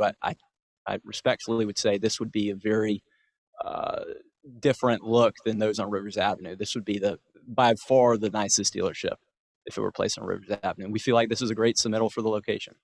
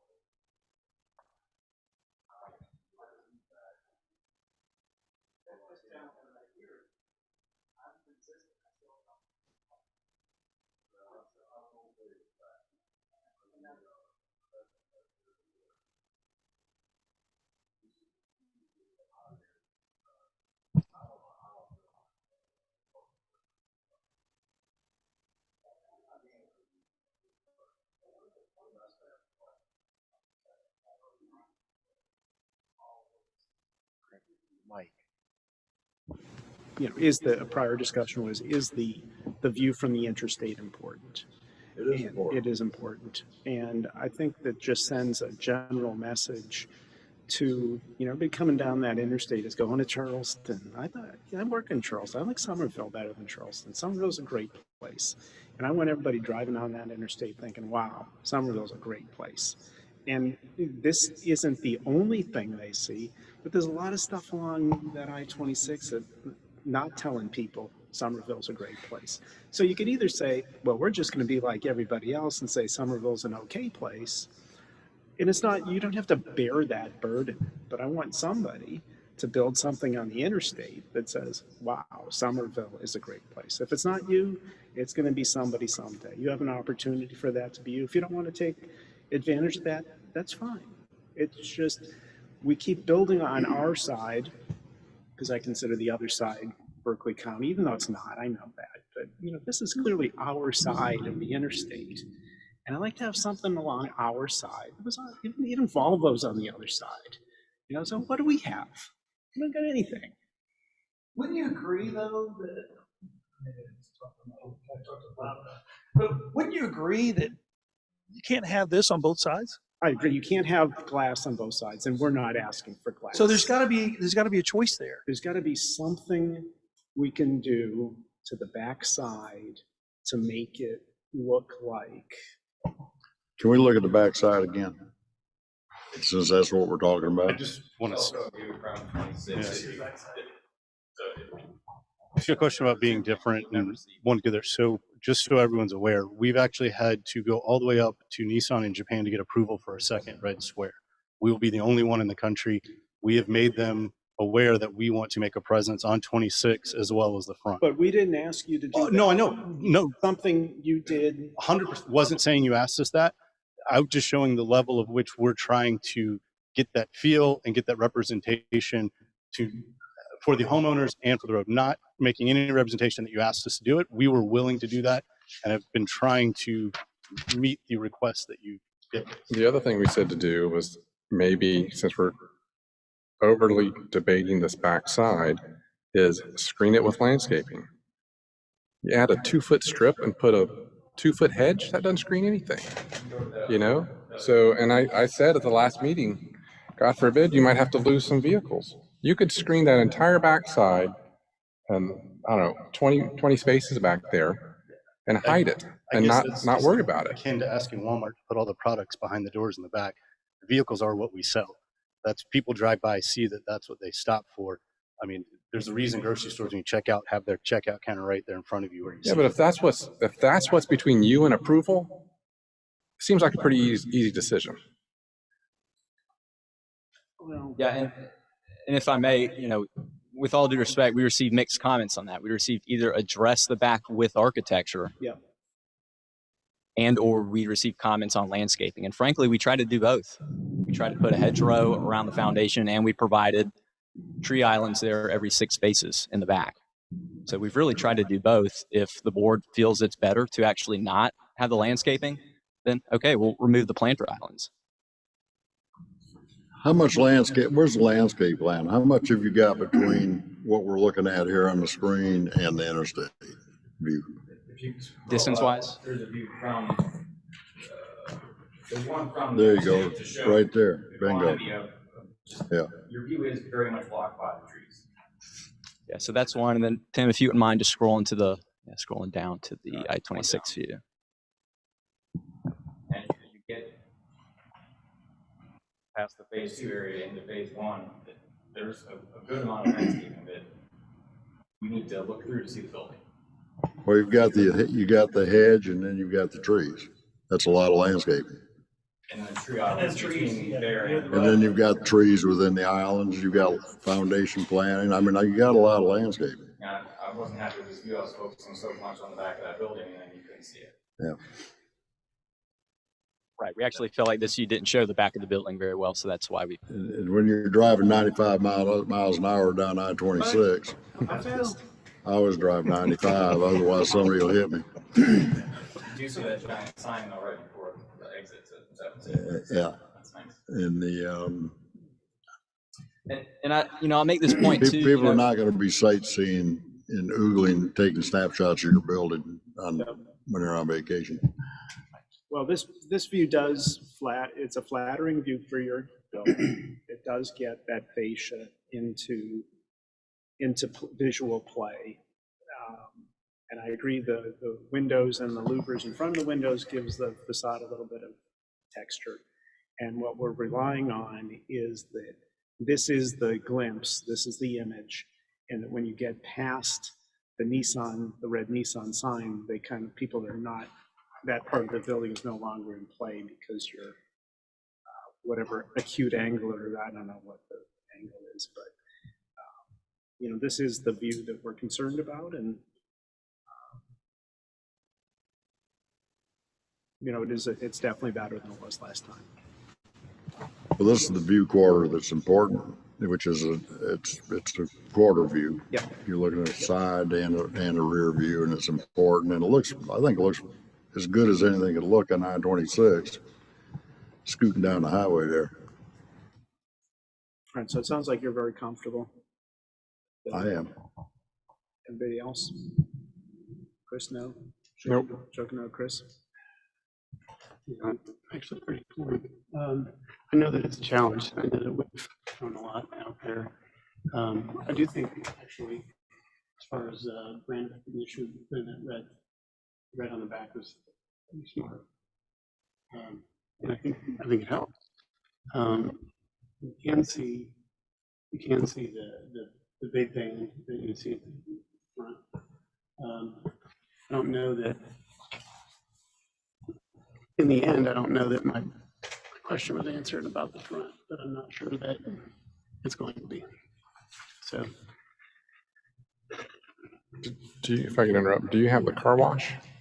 We do have a car wash. Well, I mean, I know you have one, but do you have the where is it architecture on the drawings? Do you have elevations? Yeah. Yeah, they were included. It's Okay. that cube sort of in the foreground, isn't it, in this picture?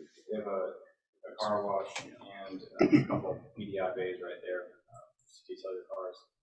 And that is all just the dark CMU. Really, we're trying to make that building go away. It's a car wash. Right. It's strictly a service. And behind that, that's So you want that to disappear? we do. Okay. Yep. It's located there because in the future it's going to all be shared on the same site by the other dealership. We have screening on the front of it with some trees.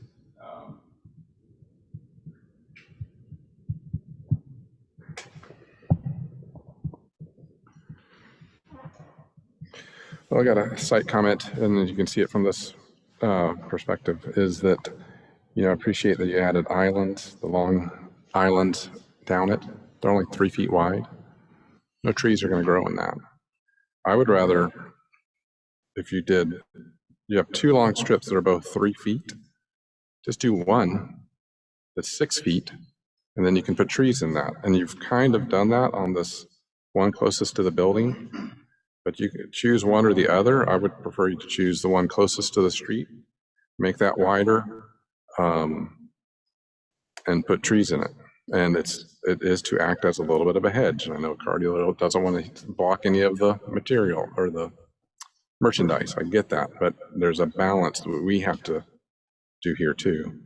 I think Can I understand? Can I ask for further understanding? Are you suggesting removing one of the longitudinal islands to make a wider single island?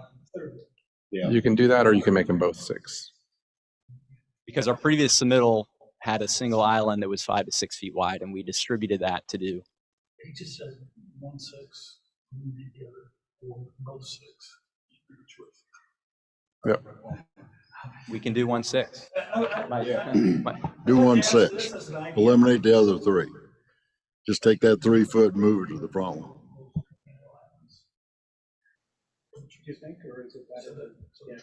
And comment received about the trees. In our discussions, what we were planning on doing is a diamond tree island where those trees are located. We can certainly look at this other alternative, the diamond tree island. Yeah. We did that at Cracker Barrel, and they were not successful. What size were they? Probably 3 foot inside diameter, so which would allow you the car still to park. Well, we also have the 3 foot strip. So by putting that triangle, in effect, the area is a lot larger. So the same amount would protrude into the parking stall that does Cracker Barrel, but you have the 3 foot strip behind it. And that way you have that thick grass 3 foot landscape island or mulched landscape island through there. Mm-hmm. I think that would be beneficial and would assist with the tree. That's an option, sure. And then I thought we had said something about more landscaping, like more of a hedge along the front. or maybe a brick wall in areas. We also talked about more robust landscaping at the car display areas. Can you address that? Sure, sure. So the last submittal had sidewalk against the back of curb with the landscape buffer against that. So what we did was, number one, we switched the sidewalk to be adjacent to the right-of-way with the buffer between that sidewalk and the back of curb, and we expanded that area and distributed some of that loss of space into the parking area. So we actually, in that front parking area, we had 19-foot link stalls, and we went ahead and reduced those a little bit to add more landscaping along the frontage. So those were two changes that we made for the frontage, and then we added landscaping around those display pads as well, which initially the owner tends to like for those to be completely obstructed, but we felt like that was a reasonable thing that we could go ahead and include in this submittal. So it appears that the hedge is, say, for sake of argument, a 3-foot hedge, 3 foot deep.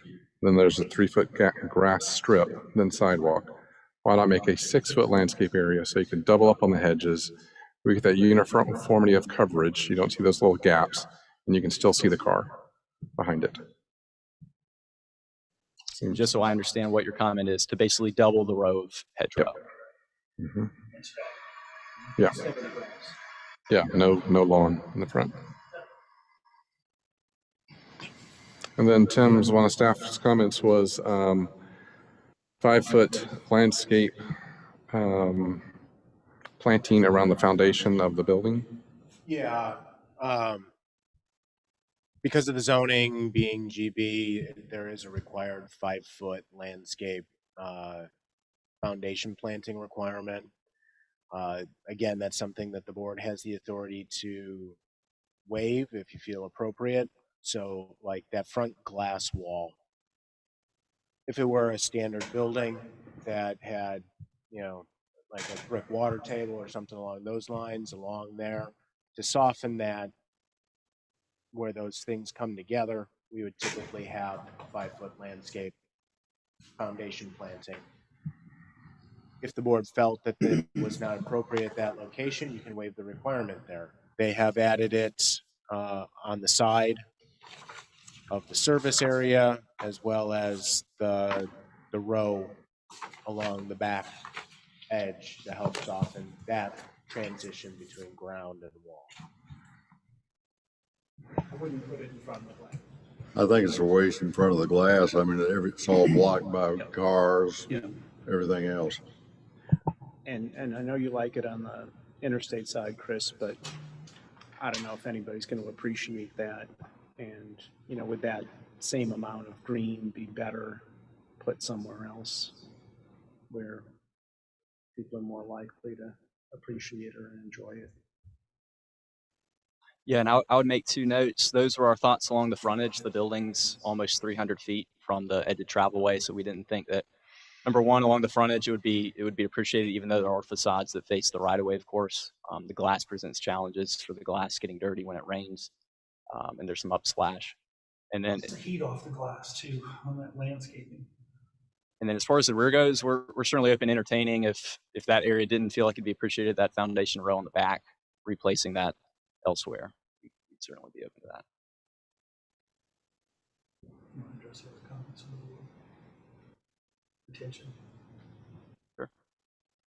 Were there any other comments at that point? Shall we just roll through it? The staff commented about detention. So just kind of rolling through the staff report and recommendations and comments. Some of this we've maybe already addressed, but I'll just kind of roll through. So the plans still show off-site detention on property not owned by the applicant. So that's something that we're still coordinating. There's kind of a couple ways to think about that. Our bottom line is we're going to be providing all required documentation necessary for any work that's going to be off-site. So that's sort of our bottom line. Happy to talk through that if there's still any additional concerns, but we don't see any problems with either, number one, getting documentation, or number two, potentially removing the pond entirely and seeking other alternatives, which we feel like that would also be an acceptable approach. Site clearing is being proposed for the entire property without proposed construction on phase 2 of the development parcel. So the owner recognizes that they have a responsibility to maintain that area. As we previously stated, there is a JD, no wetland letter, that's currently active and set certainly has an expiration date that the owner is extremely sensitive to. And so that area being in our land disturbance permit is extremely important to the owner, and the owner recognizes that if they don't maintain that, then they would be subject to any fines that the town would deem required. The proposed mitigation of tree removals meets town standards. However, detail of tree removal around the perimeter is still required, so we're going to coordinate with staff and make sure that we address all UDO requirements. I believe on quick discussion and understanding, there's maybe just a little bit more mitigation that we'll need to provide. Moving on to the proposed 6 willow oaks and small landscape median on the first row parking and the 12 live oaks. Maybe need some more area. We already talked about that. What we were prepared to do is just add some diamond islands as necessary to create enough space for those trees. And certainly we're open to any comments as well on the direction on that for confirmation. The plan does not show the required 5-foot planting area. We already talked about. The plan does not show 5-foot area. All right, it would be necessary. This requirement can be waived by the DRB. As far as sod in the landscape islands, we're certainly prepared to do mulch in lieu of sod in all landscape islands. That's not a problem. Public access easement for the sidewalk, not a problem. The TIA, we're going to 100% still coordinate with staff for that traffic impact assessment and coordinate with them, and required mitigation that is deemed appropriate and required and necessary will be provided, but there is still some coordination to be done, and we are fully prepared and confident that we'll be able to do that coordination. We're also very confident that any mitigation will not significantly, if at all, affect the site plan that you see here before you.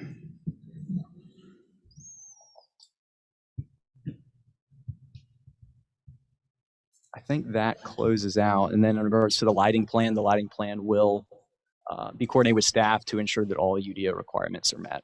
We provided a revision that I think was closer. Maybe there's some fine tuning that needs to be done as far as ensuring there's not any backlight for those front lights.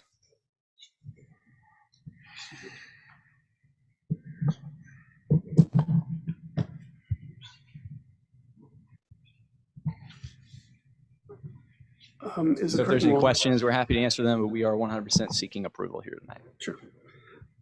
Is the curtain wall glazing clear? Yes, it is. With the exception of that back panel beneath the cube. Well, clear meaning what? Clear means transparent, as opposed to. But it's tinted. Is it tinted? Silver and sapphire that you see. There's a subtle green tint to it in order to satisfy the requirements for energy code. It will be very transparent. We give it as clear as we possibly can to see the cars as we want.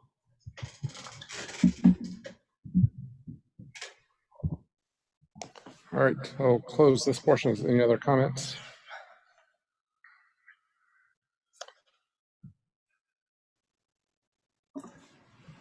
If that's the case, then we have comments.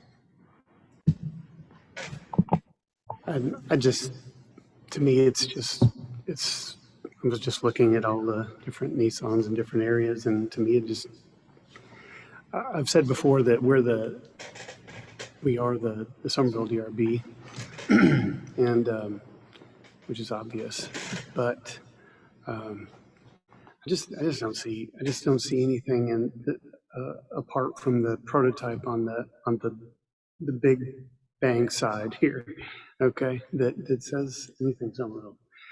It's attractive. Don't get me wrong. I mean, but it's just I feel like it's a missed opportunity to do something unique in a unique place. That's right. Agreed. Any other comments from the board? And if I may make another comment. Is it new? A new comment?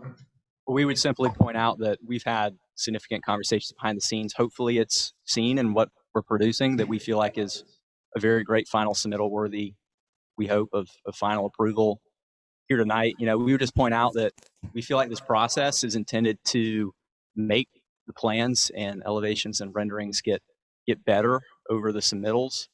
And, we feel like we have done our absolute best to listen to the comments, do what we can do from engineering, architecture, and really an owner acceptability perspective.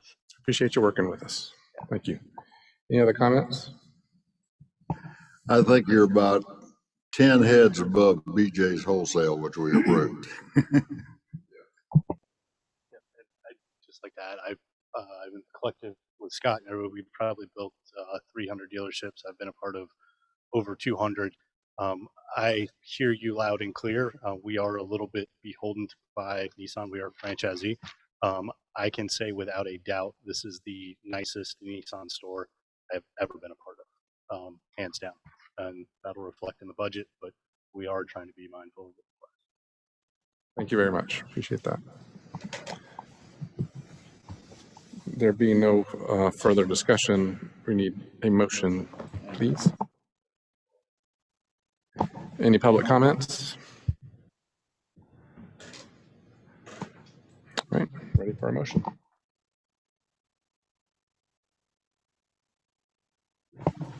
I'd make a motion we vote for approval with conditions noted. Primarily the comments by the staff regarding detention.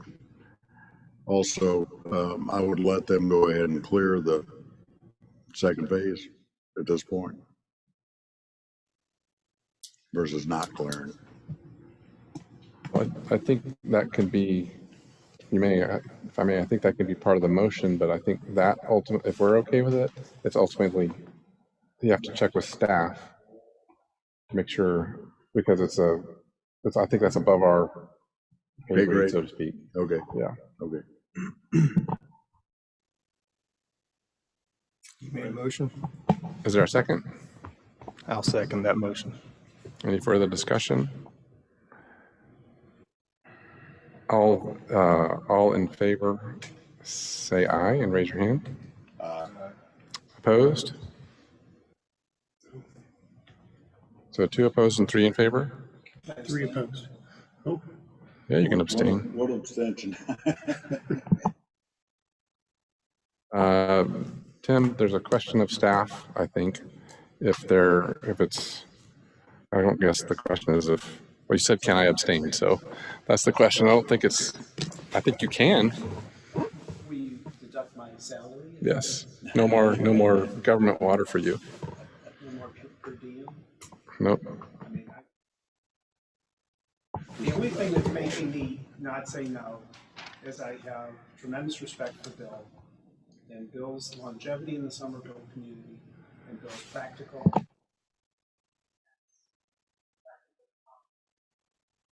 practical common sense. That's the only thing that's making me say no, is that if you think this is really good and good enough for Somerville, I am not going to argue with you. I think the majority of Somerville will be very happy with it. Okay. Because they'll appreciate the service, they'll appreciate the convenience, and I think the portion they're going to see is going to be the front and the sides, and well, despite they're going to be very happy with the parking lot, I think. Well, despite my hesitations about the design of the back, which I think could be much better than it is, I will agree with Very good motion. So it's 3-2. All right. Thanks so much. 3-2, which way?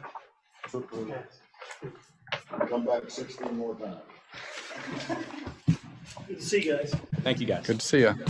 Good to see you, Gary. I hadn't seen you in a long time. Been a long time, Bill. 10 years. Tim, any other business? There's no new business. Under miscellaneous, I did want to remind the board members that we do need to get our training in before the end of the year. So those that have submitted your training, your 3 hours, Greg, I believe you still have 6. December 31st, before the end of the year. And FYI, that training can be broken down into 1-hour increments, all done online. It's just the minimum requirement for new board members. I believe that's what I understood as well. No, not annually. It's 3 hours, and most of the continuing education for your professional certifications will qualify. We just need to double check and see what's what and what will be accepted. I don't know if you're going to be required to do the full 6 hours again. Yeah, I will check on that. We'll let you know. For those of you who weren't aware, the proposed modifications to the UDO were approved by council. So we're still working through the details on that.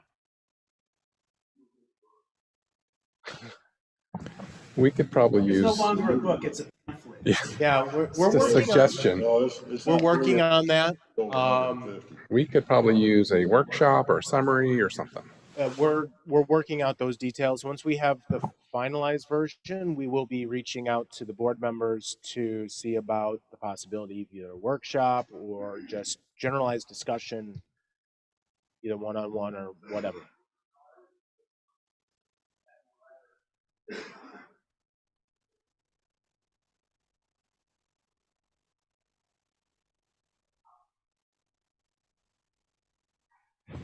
I didn't send it, but part of the reason I didn't send it is, as a board, we are still able to advocate for the principles in the UDO. So to me, the UDO, the part that was removed, was what I call traditional town planning. If you read between the lines, that's what it was. It's the type of planning that made Somerville what it is today. And as a board, we can still support those planning and design principles. They're not enforceable, but we can still state our opinions for design that's consistent with everything that was stricken out. So to me, it was a matter more of political philosophy than it was about what gets approved and what doesn't get approved. And I don't have a foot in either camp, but there's a camp that says we don't want regulations, and then there's a camp that says we want a lot of regulations. I'm like, I will continue to advocate for what I think is good design, whether it's an amendment, an ordinance, or not.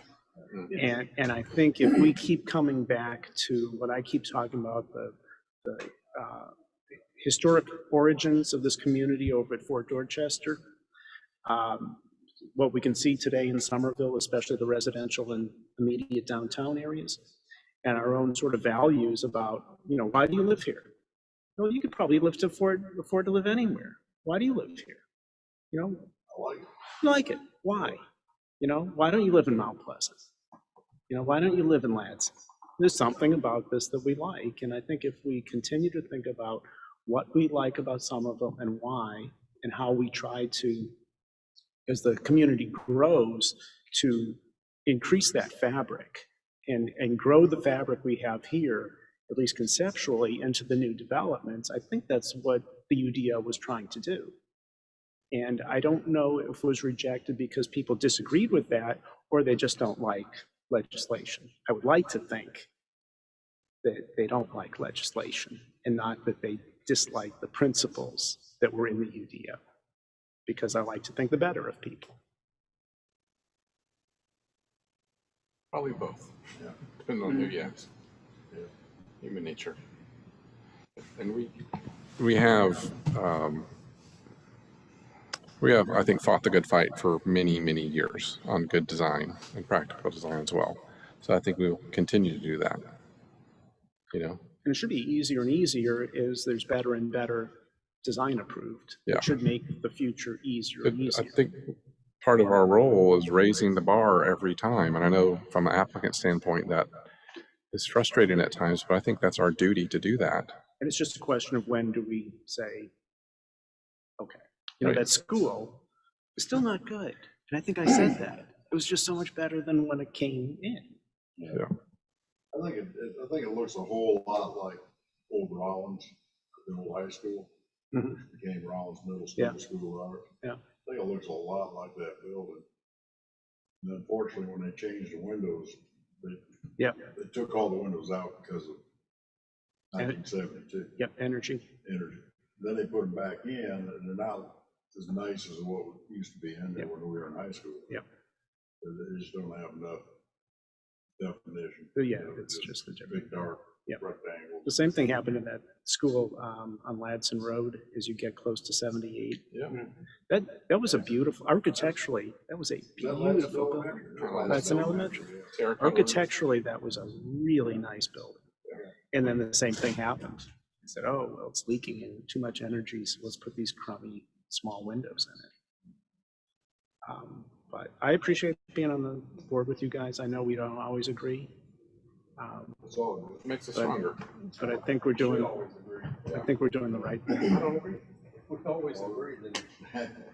Why Six we're was here. not necessary.